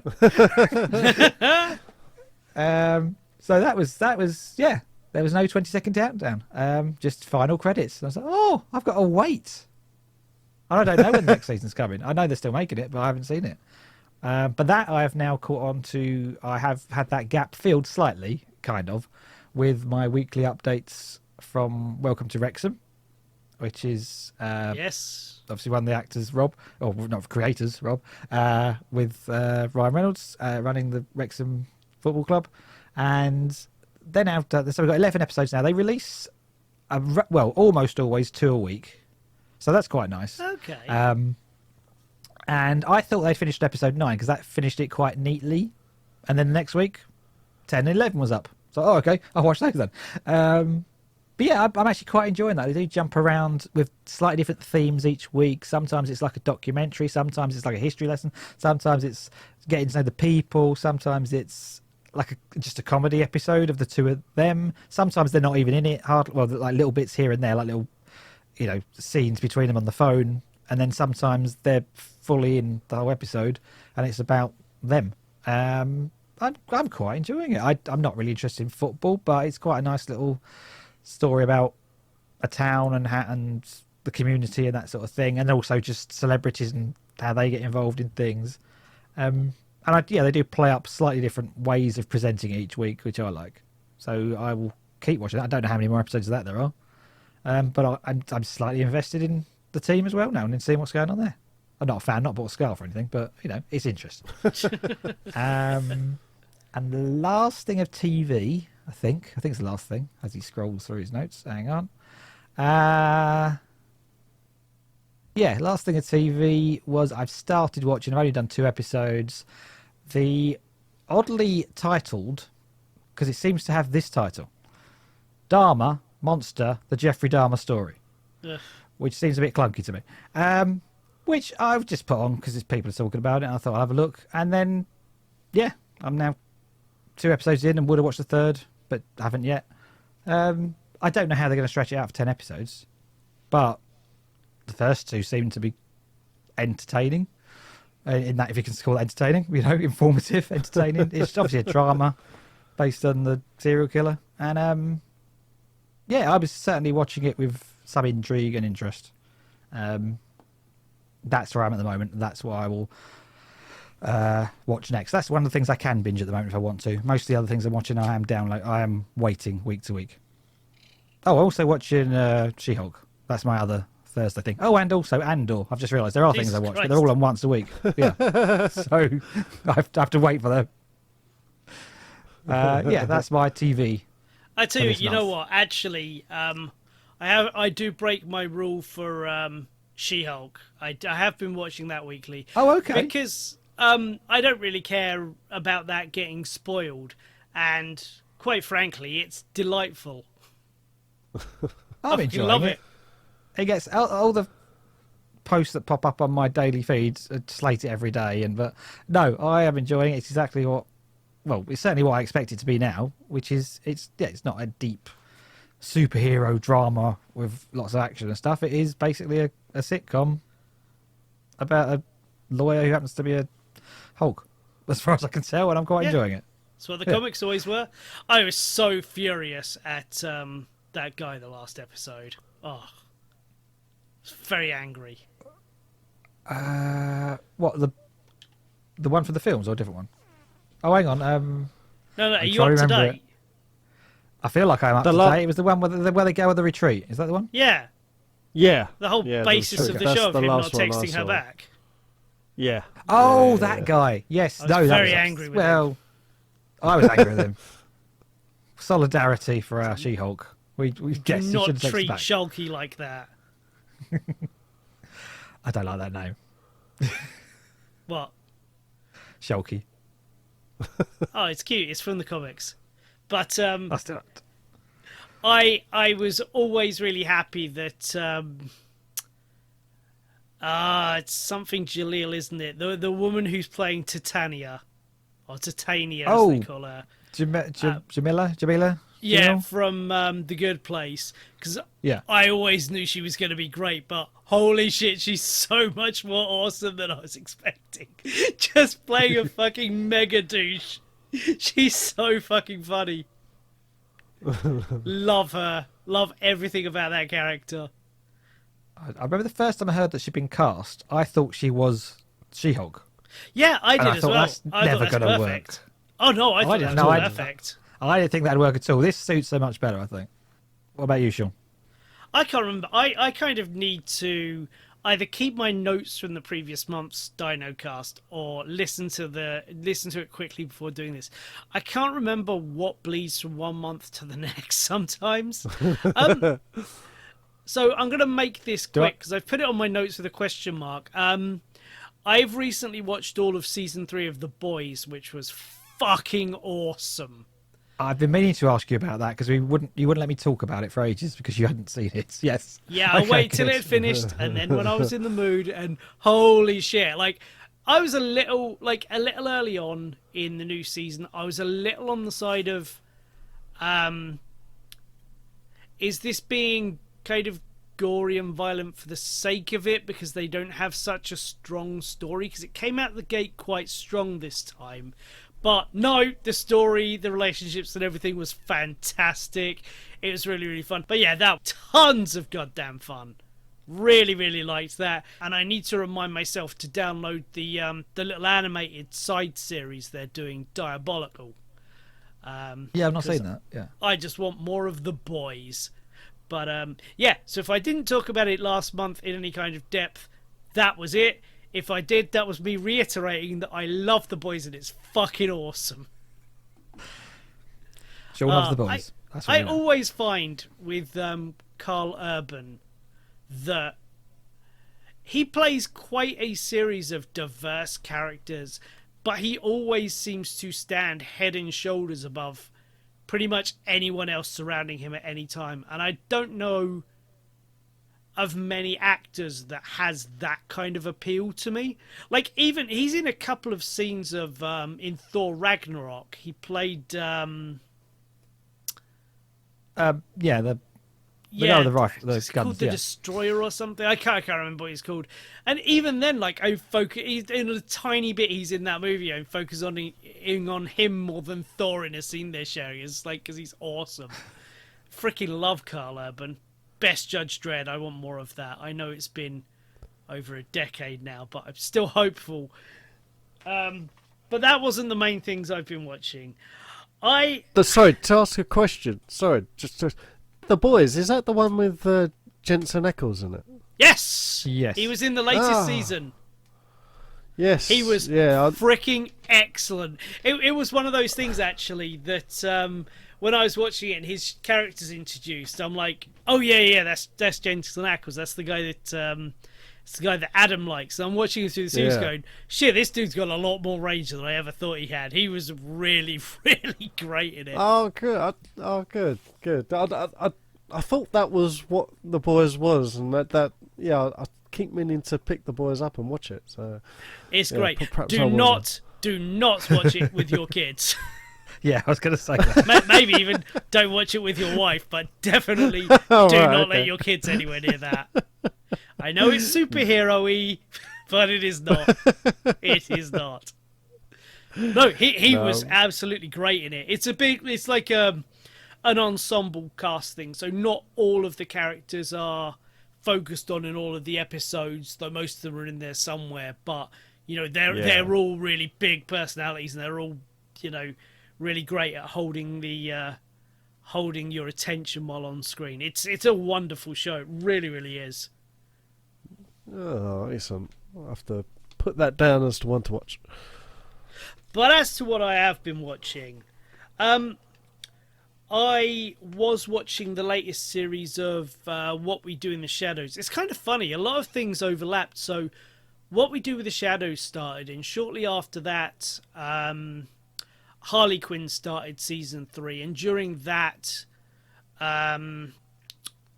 Archer started its newest season. That's largely the things I watch from American TV now that a lot of the other stuff I liked was cancelled, or, you know, I don't watch much TV anymore. So that's quite handy. So I've watched all of season 4 of What We Do in the Shadows. I took a bit of a break because I wasn't quite in the mood for Harley Quinn yet. Now I am. I've watched episode 1 and it's fucking amazing. I'm so back into it. And then, yeah, when Archer is finished, when I'm done with Harley, the season of Archer will be finished, and I'll watch that. I've found another little show. There's a show called Dark Side of the Ring, which was harrowing tales from the history of wrestling. They've done a spin-off series called The Dark Side of Comedy, which is about big comedians and their lives. So the first one was on Chris Farley and his descent into drug and alcohol addiction and everything. The second one was about a guy called Andrew Dice Clay. He was kind of gone by the point I'd have been old enough to know what his material was, but he was like he was like a Jim Davidson figure, only, you know, much grander scale. You know what Jim Davidson became with his I'm just telling it like it is, being a horrible racist piece of shit. That was his act, but he was selling out fucking arenas and stuff like that in the States, and he was like getting a following of people who are going because they don't see him as a comedy character. They don't think he's joking. They're seeing this as like, this is the guy who's saying the things we want to hear, like that kind of thing. That was really interesting as a cultural phenomena, because for some fucking reason, I don't know why, but the stupids are drawn to the far right. Could we stop that, please, as a species? But anyway, sorry. Don't need to get onto that tangent. Don't be a Nazi. It's really fucking easy. But let's not get onto that tangent. I've also been going back and watching an old show, which I've had for a long, long time, and I watch every once in a while, called Better Off Ted, which is a lovely little pun. And it's just kind of this fun little sitcom about an office, a slightly wacky office, and it's kind of really pro-corporate but also super anti-corporate at the same time. It's very much like the characters are at various levels up this company, and it's both showing you their success and why they are in the positions they are, yet showing all of them as completely dispensable cogs in a wheel. It's got quite a lot of for such a simple little premise, it's got quite a lot of depth and subtle commentary about corporate life. But its title is a weak pun, which I'm sure they came up before anything else, and that's enough for me. So I've been rewatching that, and that's been delightful. And in my lunch breaks at work, which used to be anime time, I'm back to learning the Japanese, but I'm not watching anime in my lunch breaks because it's been hectic at work. I've needed something more relaxing. So I've been rewatching all of Arrested Development, and I'm now up to season 4, which I've never watched the recut version, which is now the only version on Netflix. Oh, okay. It's so much better than the original cut. It flows so much better, and it feels so much less separated. It feels so much less... all the characters feel more like they're dovetailing back towards each other, rather than this is this person's story, completely different episode, this is this person's story.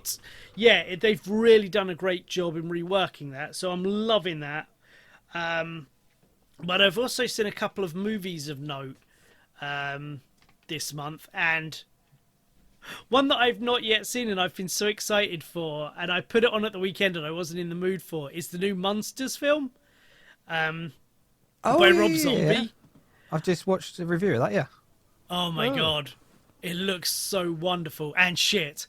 Like, he has gone out of his way to make a 1960s sitcom, and with all of the faults of it, and like the trailer had me in absolute stitches, and there are people who are calling this like absolute fucking shit. There are people who are saying it's genius, but I'm like entirely on the side of this. Like, if you replicate something bad well enough that you make something akin to that, are you making art or are you just making something bad? And that is the line I perfectly want this to tread, and I'm so excited for it. I watched 20 minutes or 15 minutes and I was just not quite in the mood for it, but I was really enjoying what I was watching. But I'm like, no, I've been looking forward to this for a really long time. I will wait until hopefully next weekend when I'm really, really up for it, and then we'll watch it then. But that's what I intended to watch.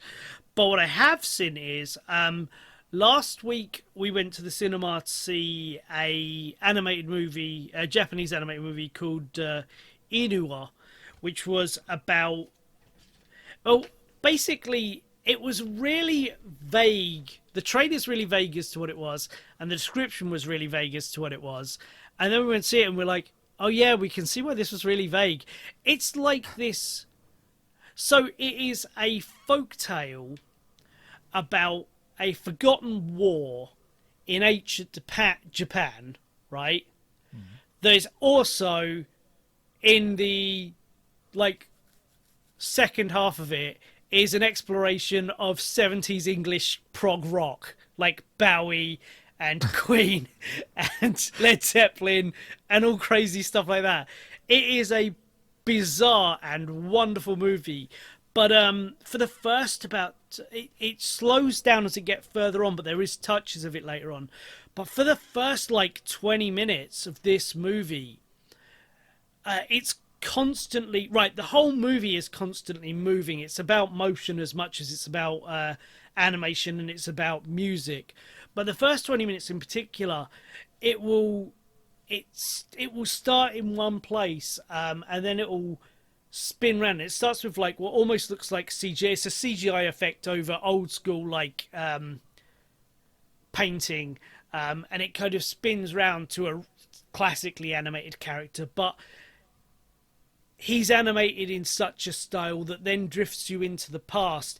And then there's about 4 different animation styles to get the start of the story, and it just keeps moving, and it keeps changing animation style. So like you imagine standard cell animation, and then there's like it will move into like watercolors, and then it will look like a really basic painting where there's like the outlines of the things and a couple of washes of color to show the way the water is moving, and there'll be a blotch of red haphazardly placed against one boat and a different color the other to show the 2 armies.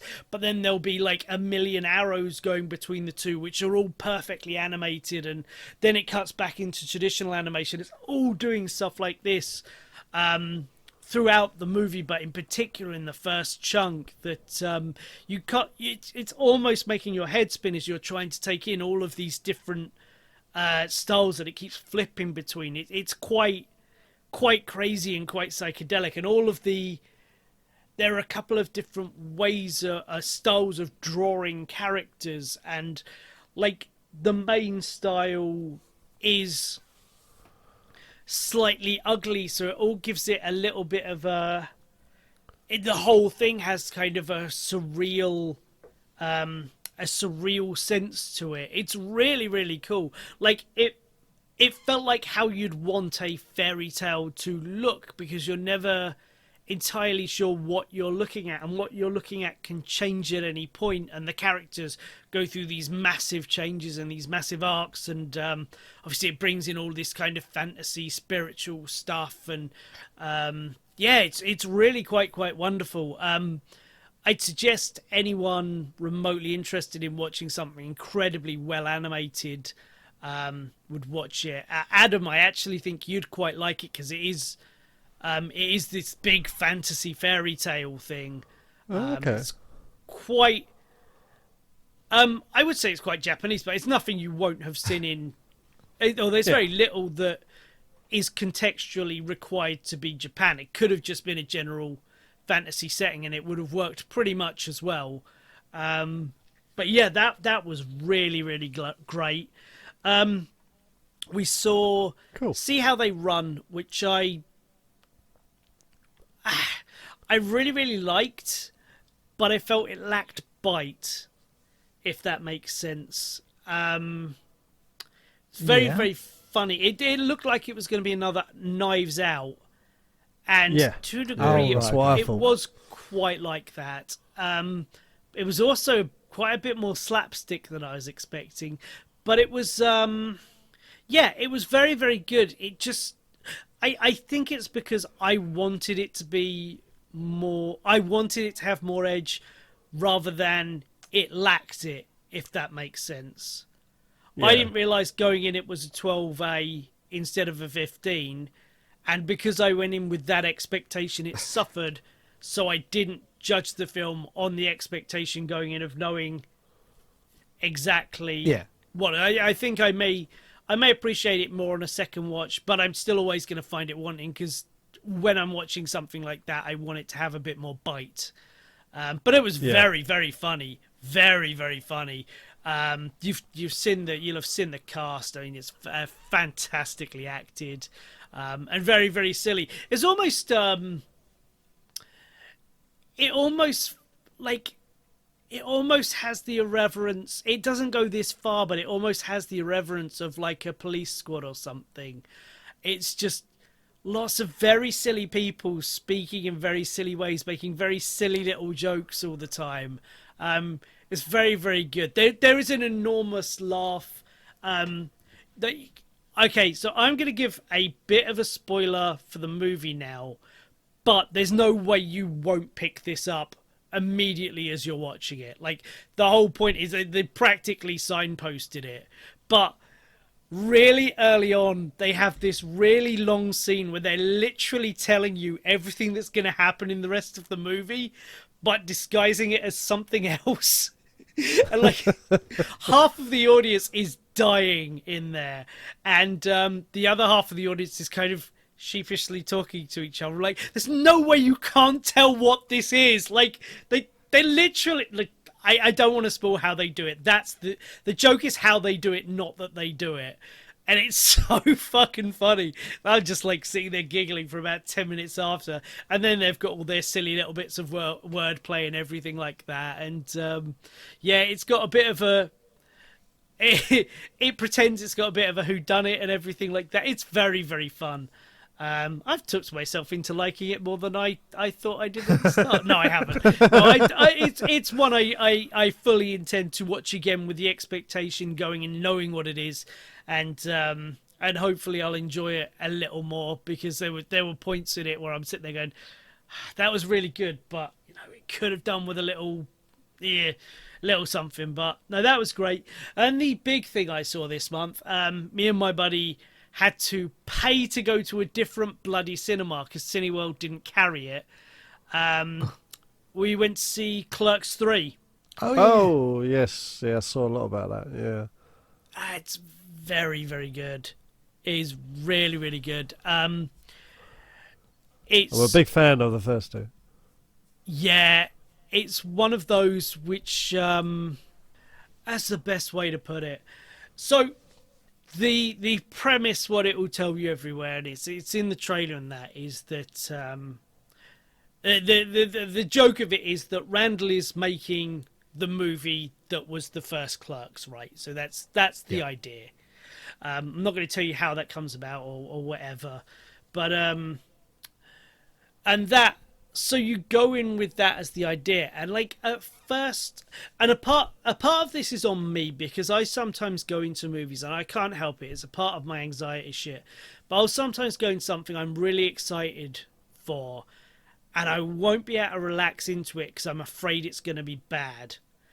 And then as it goes on and I'm enjoying it, that feeling will sometimes build because I'm worried they're going to ruin it, and I can't just sit and enjoy the thing I'm watching because I'm like stuck in this kind of headspace thing. And I got it a little through this, and I was always going to have it because Clerks is a really big deal to me, personally.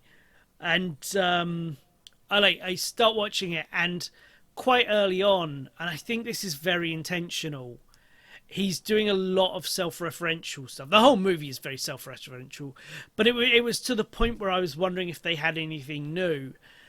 And then they cut to a scene with one of the lead characters, and it goes in an utterly different way than I've ever seen this character portrayed. And I was like sitting there going, I can't believe this guy can act like this, and I can't believe this is happening.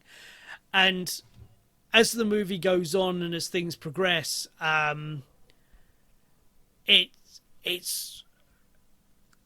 it's both a victory lap. It's like a really intimate Kevin Smith showing you how he made the original Clerks, stuff like that. And there's also two character arcs that are fucking heart-wrenching. And and I didn't appreciate it enough the first time I watched it, but I was really, really good. And there's also like the thing of I went to see it with there's some stuff in there that resonates. I went to see it with my best mate, and we'd bonded over this movie and stuff, and kind of stuff happens between the two lead characters, and you're just like, oh fucking hell, this is hitting close to home. It is just really, really a significantly better movie than I realized it was when I was watching it, worried that it was gonna go bad. And I have not I've tried to find the time to go watch it again at that cinema, and because it's in the middle of Ipswich and everything, I've just not been able to do it.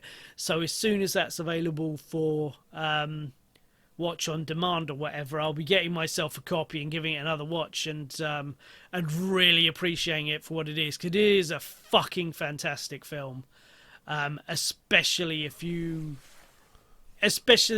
are emotionally attached to the Clerks movies and whatever. It's really, really fantastic. I didn't know Kevin Smith still had it in him. And he does. And that's really, really cool to see. Yeah, nice. I do plan to watch that. So It's great. Yeah, Good. It's really great. And lastly, we move on to anything we've been up to or anything else we want to talk about. And I've got a couple of things to bring along this month. I went to London in the middle of September to do two things. I don't know if you know this, but the Olympic Park, there's like this great big tower thing. Yes. Like a big Olympic the red torch. twisty thing. Yeah, and they've turned Yeah. that into a slide. Big slide. Yeah. Ooh. So I went with my family, my mum, my dad, my sister, and her fella. My mum is petrified of heights, as am I. But so my mum stayed downstairs. That thing is much bigger than it looks from the train. So we're all going up there to do this slide, and I get on the elevator, and it's got it's got like little it's not like an open elevator. It's got like these little gaps that you can see through, which I did not like. And it's got all of these things, like it's saying that, oh, this torch is higher than the Statue of Liberty, and you've got this fucking person stood in there like reading all of these things and I'm like in this lift going, this is the worst idea I've ever had in my life. By the time we get up to the platform, I'm like, let me off this fucking lift or I'm going to throw up or pass out. One of these two things are going to happen. And then you're on this big observation deck, and that's all right because there was some, like, the fucking floor. When you come out the lift, the floor is grated and you can see through it. And I'm like, I think I'm going to die of just fear. So I get off that into this... dude. Yeah, into this big observation deck, and I was all right in there because I could lean against some concrete.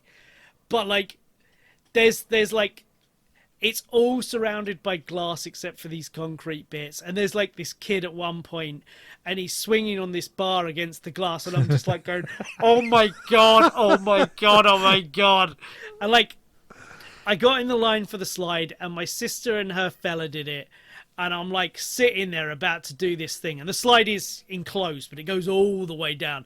And like sitting in this thing, and like I suddenly look out and I can see like the tube has a glass top, so you can see out the whole time. I'm like, no, no, no, no, no, no, no, no.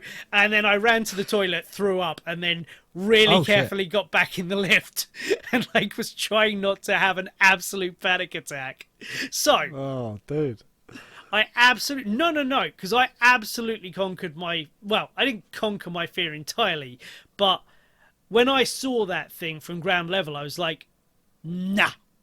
But I'm super proud of myself that I got up the lift, I went there, and I got to the very brink of doing something that you know, if that was entirely enclosed, I would have done it like a flume, flumeter thing.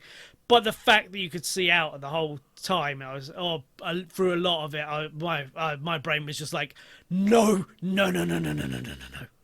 It was unbelievably scary. But that was I've often been told, and a thing you should always do is challenge your fears and stuff. And I pushed that to the absolute brink. But I'd planned myself, regardless of what happened, I'd planned myself a little treat anyway, because Swedish goth band Covenant were playing in London that evening. So I did the family thing until about 3 o'clock, and then I sodded off on my own to go comic shopping and this, that, and the other, and then go see an awesome band, and that was wonderful. However, it did it did make me feel old, because it was in this. You are old. I am old, I know, but I don't like feeling it. Don't be silly. I was in this tiny little, like, 200 person venue, the Electro Works, and it's like essentially you're in a concrete slab, and there's a stage at one end. Like, there's not a stage, like there is the lowest up to about my midriff kind of stage on which the band is elevated, and there's nothing, big speakers at the side and nothing else. There's a DJ kind of engineering booth at the back. There are cages at the back as well for some funky dancing.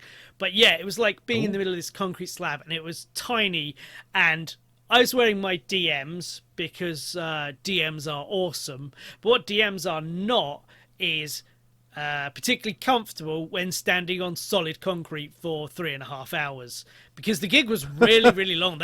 We got on. Well, no, it was more than that. It must have been 4.5 hours. It's the first support act, a guy called they call themselves J Dead. He was really fun. I enjoyed his set as well, but he was quite a lot of banter. They've made me go on at 6 p.m. Who wants to do that? Why are you here not having your dinner? Like, listening to me fucking play my little songs you've never heard before.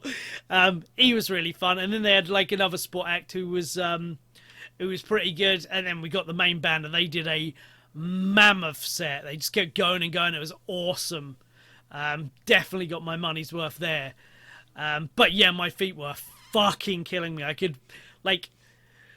So I finished that. I then had to traverse across London a bit, drive home, and then the next morning my feet were just like, you are not doing much walking today. I'm like, no, that's a fair trade-off, feet. I will do my cat's toilets bits and what I have to, but otherwise I will rest you in this nice, cool pool of water. How does that sound? And they're like, that is a deal. So that was a really, really great day in London.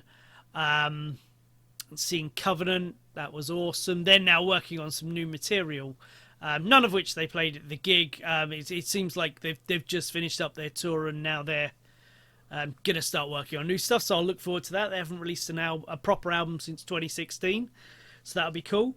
And on the musical side, this weekend just passed, I think it was the week before that, I got round to listening to Editor's new album, EBM, and holy shit, it's fucking awesome. I'd already bought tickets to see them in January, touring with Recording Exchange. I'm so excited.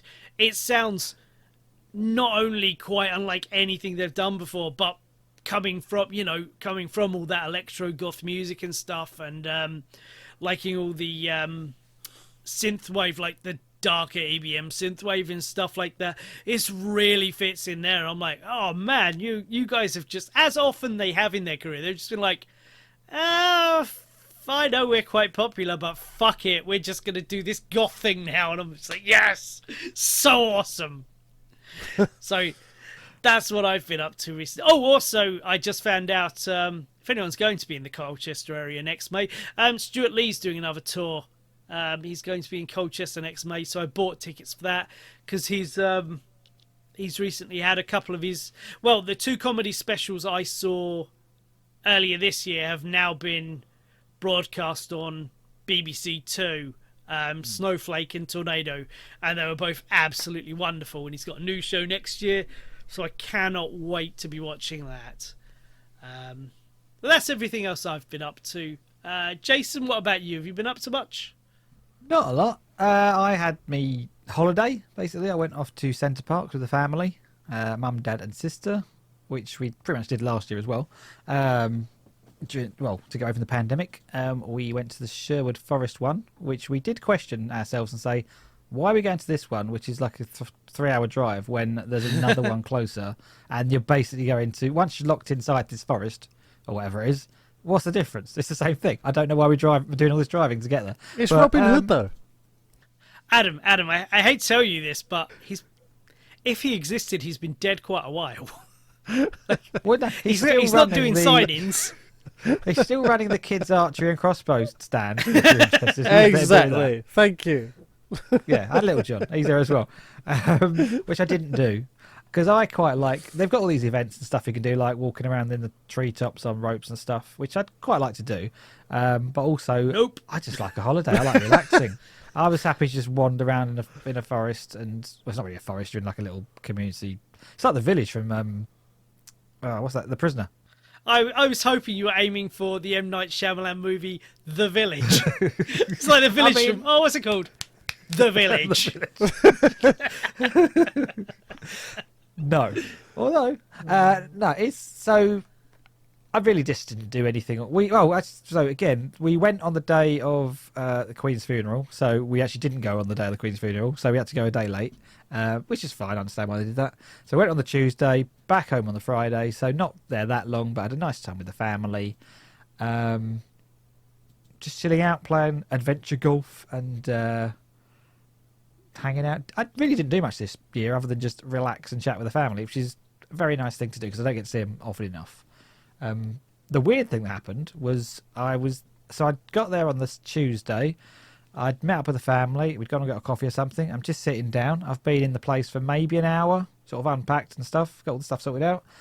Get a text message from John, who I've not spoken to for, well, I mean, I'm crap at keeping in touch with people if they're not directly in my life at that moment. So Here in my mind, in my mind, it's years and not weeks. it probably is. No, we've shared a couple of texts here and there, and we've an invite to a game, which then doesn't happen because I'm an arse and never can do anything. But generally speaking, I'll just cut to a different story. So I also met up with another friend, Kevin from college, who I've not seen in 25 years.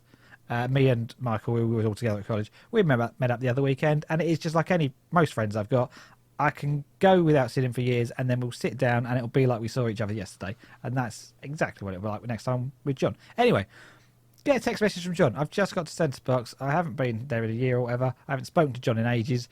Message on the phone says, "Do you want to go Centre Parks?" I'm looking around. I think he's spying on me. He must be there. He must know I'm there. Why on earth would he send me this out of the blue? Unfortunately, I can't go. I would go though. I was mulling over quite a lot and going, yes, I would definitely go because, as I say, I haven't seen John in ages, and I'd like to see John, and it'd be nice to spend a week with him in Centre Parks because I've not been there since I was there with you, Adam, many years ago. I got that very same text message, by the way. Yeah, and I asked him when he's going, and he said November, and I can't do November, so.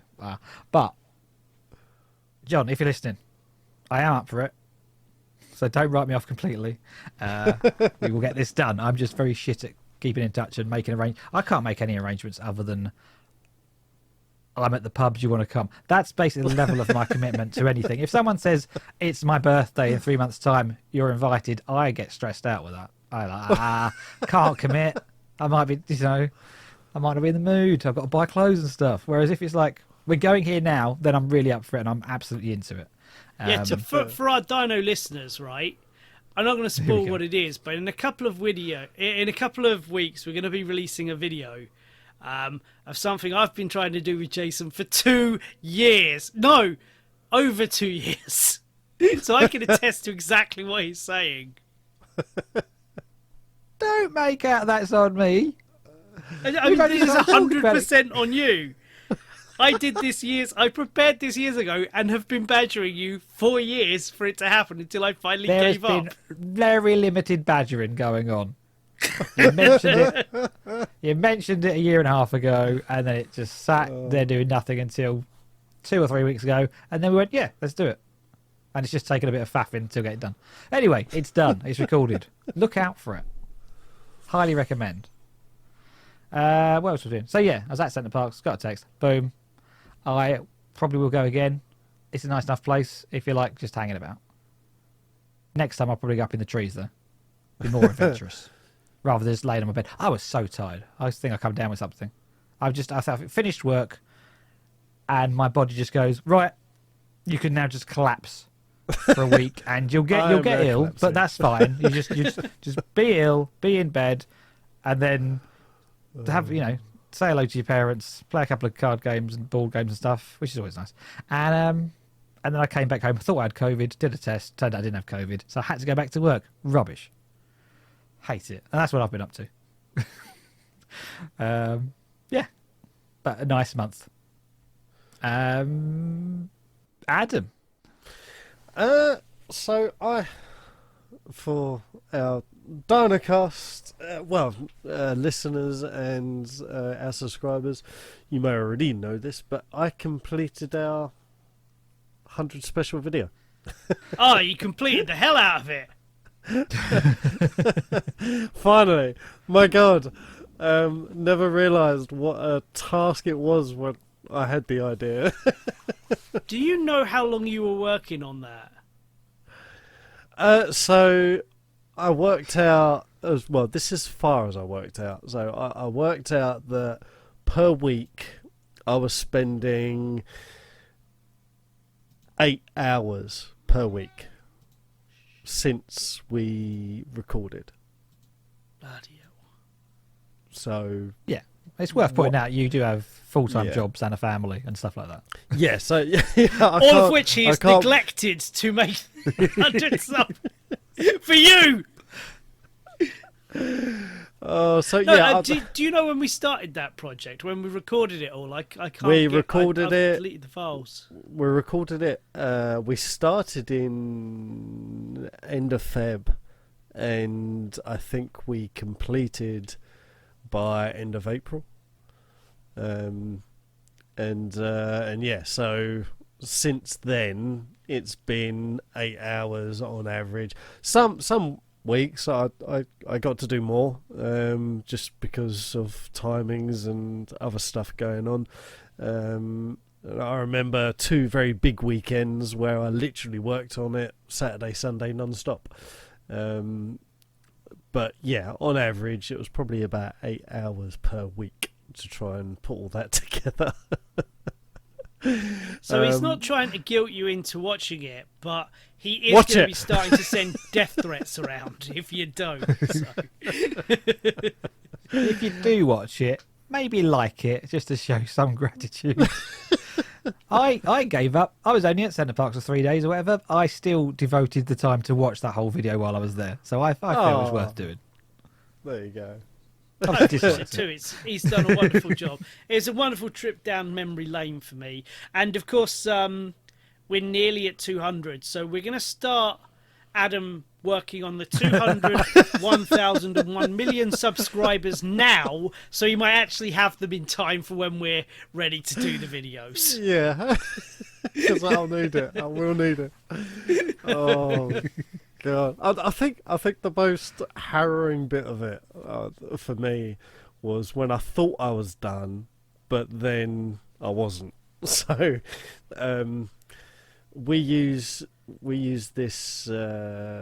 Well, I'm still using it. I'm about to come off of it, but editing software Coral, and it's got limitations. And put in a almost 5-hour video and then hitting render has issues. Get what? Has a lot of issues. It kept jumping and it kept double timing things, and just every cut I made, it would like do a little repeat, and then when I'd play that again, I think, hang on a minute, play it again, and it was smooth, and I'll be like, so where's... it's just a whole load of issues. And then I suddenly realised, with the help of you guys, that I've got to cut it up into hour segments, maybe even shorter, and then render them individually, and then put them all together. And so, yeah, I suddenly realised I wasn't done. And yeah, so then I had to watch it. I had to watch each hour segment once it was rendered to double check that was okay, and then once I put it all back together, I had to watch it again then, so that was another almost 5 hours, and then once it had rendered, I watched it again to double check that it had rendered correctly, so that was another 5 hours. And then when I uploaded it to YouTube, just to make sure it was all there, I kind of scanned through it, so not a full 5 hours, but I scanned through it, and so yeah, that was another lot of times. So by the end of it, I knew every inch of that video.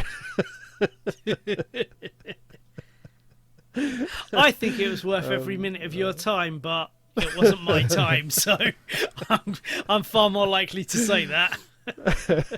I'm very proud of right. it. You should be.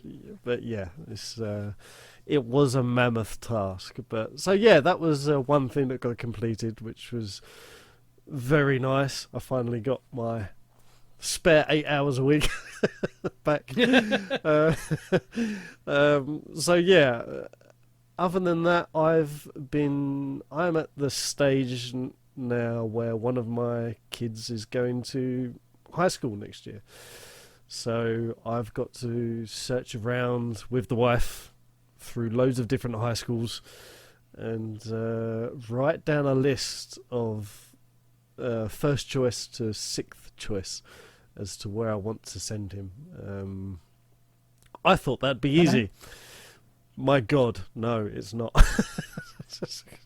It's stressful as hell.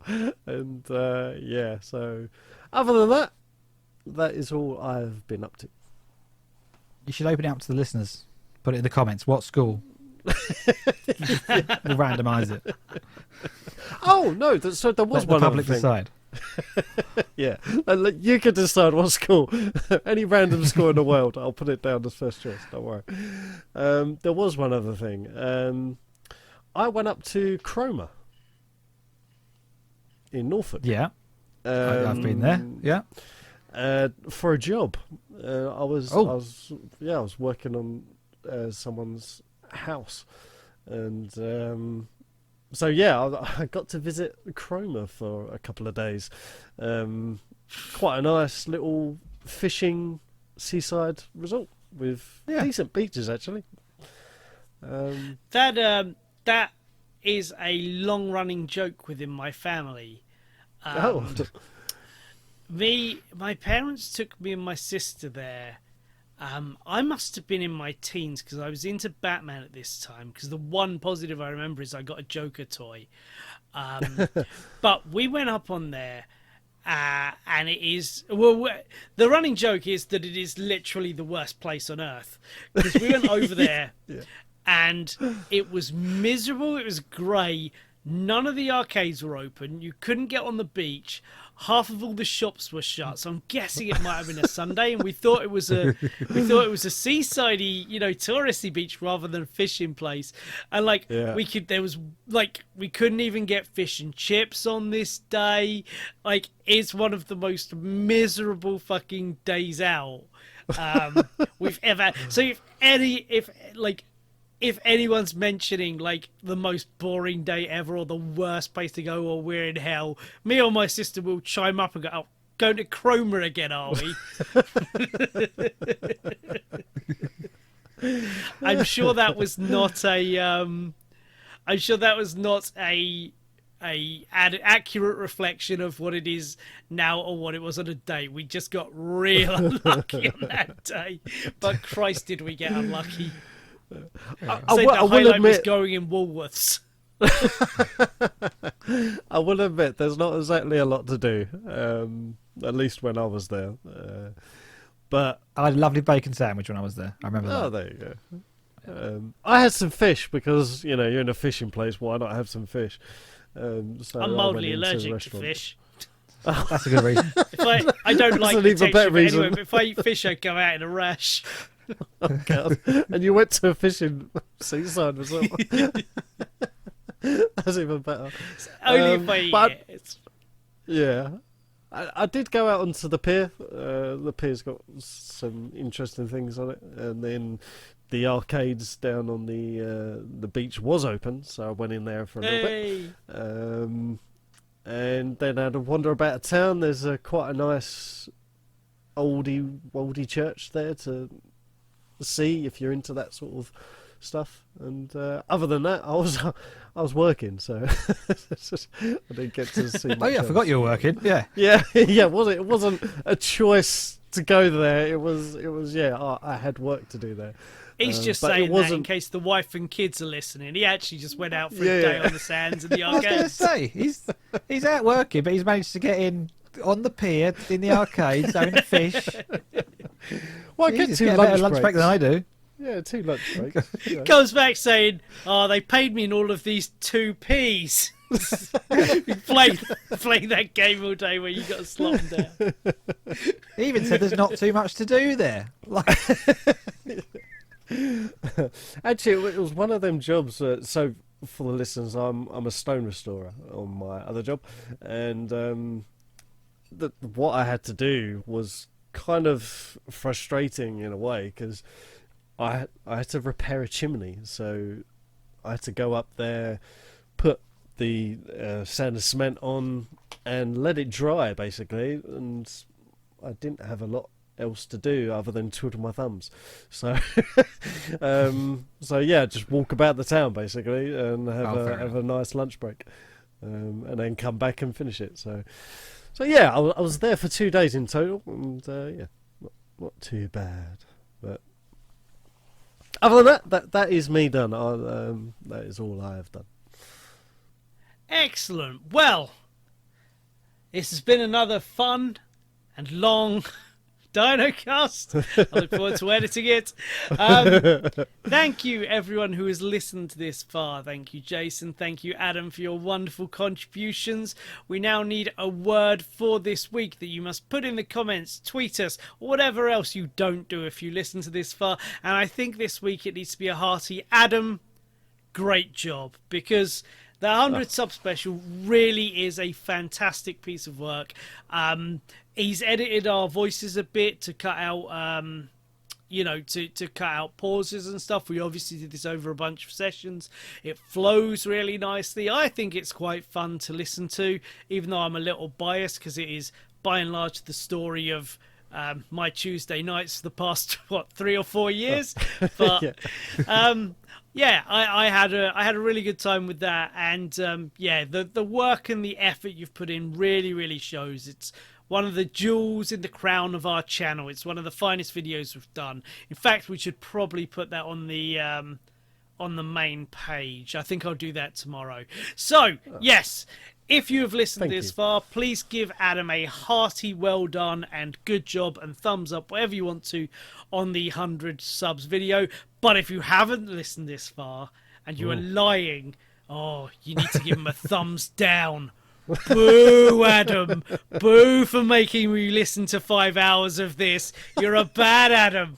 That's what you need to do if you haven't listened this far.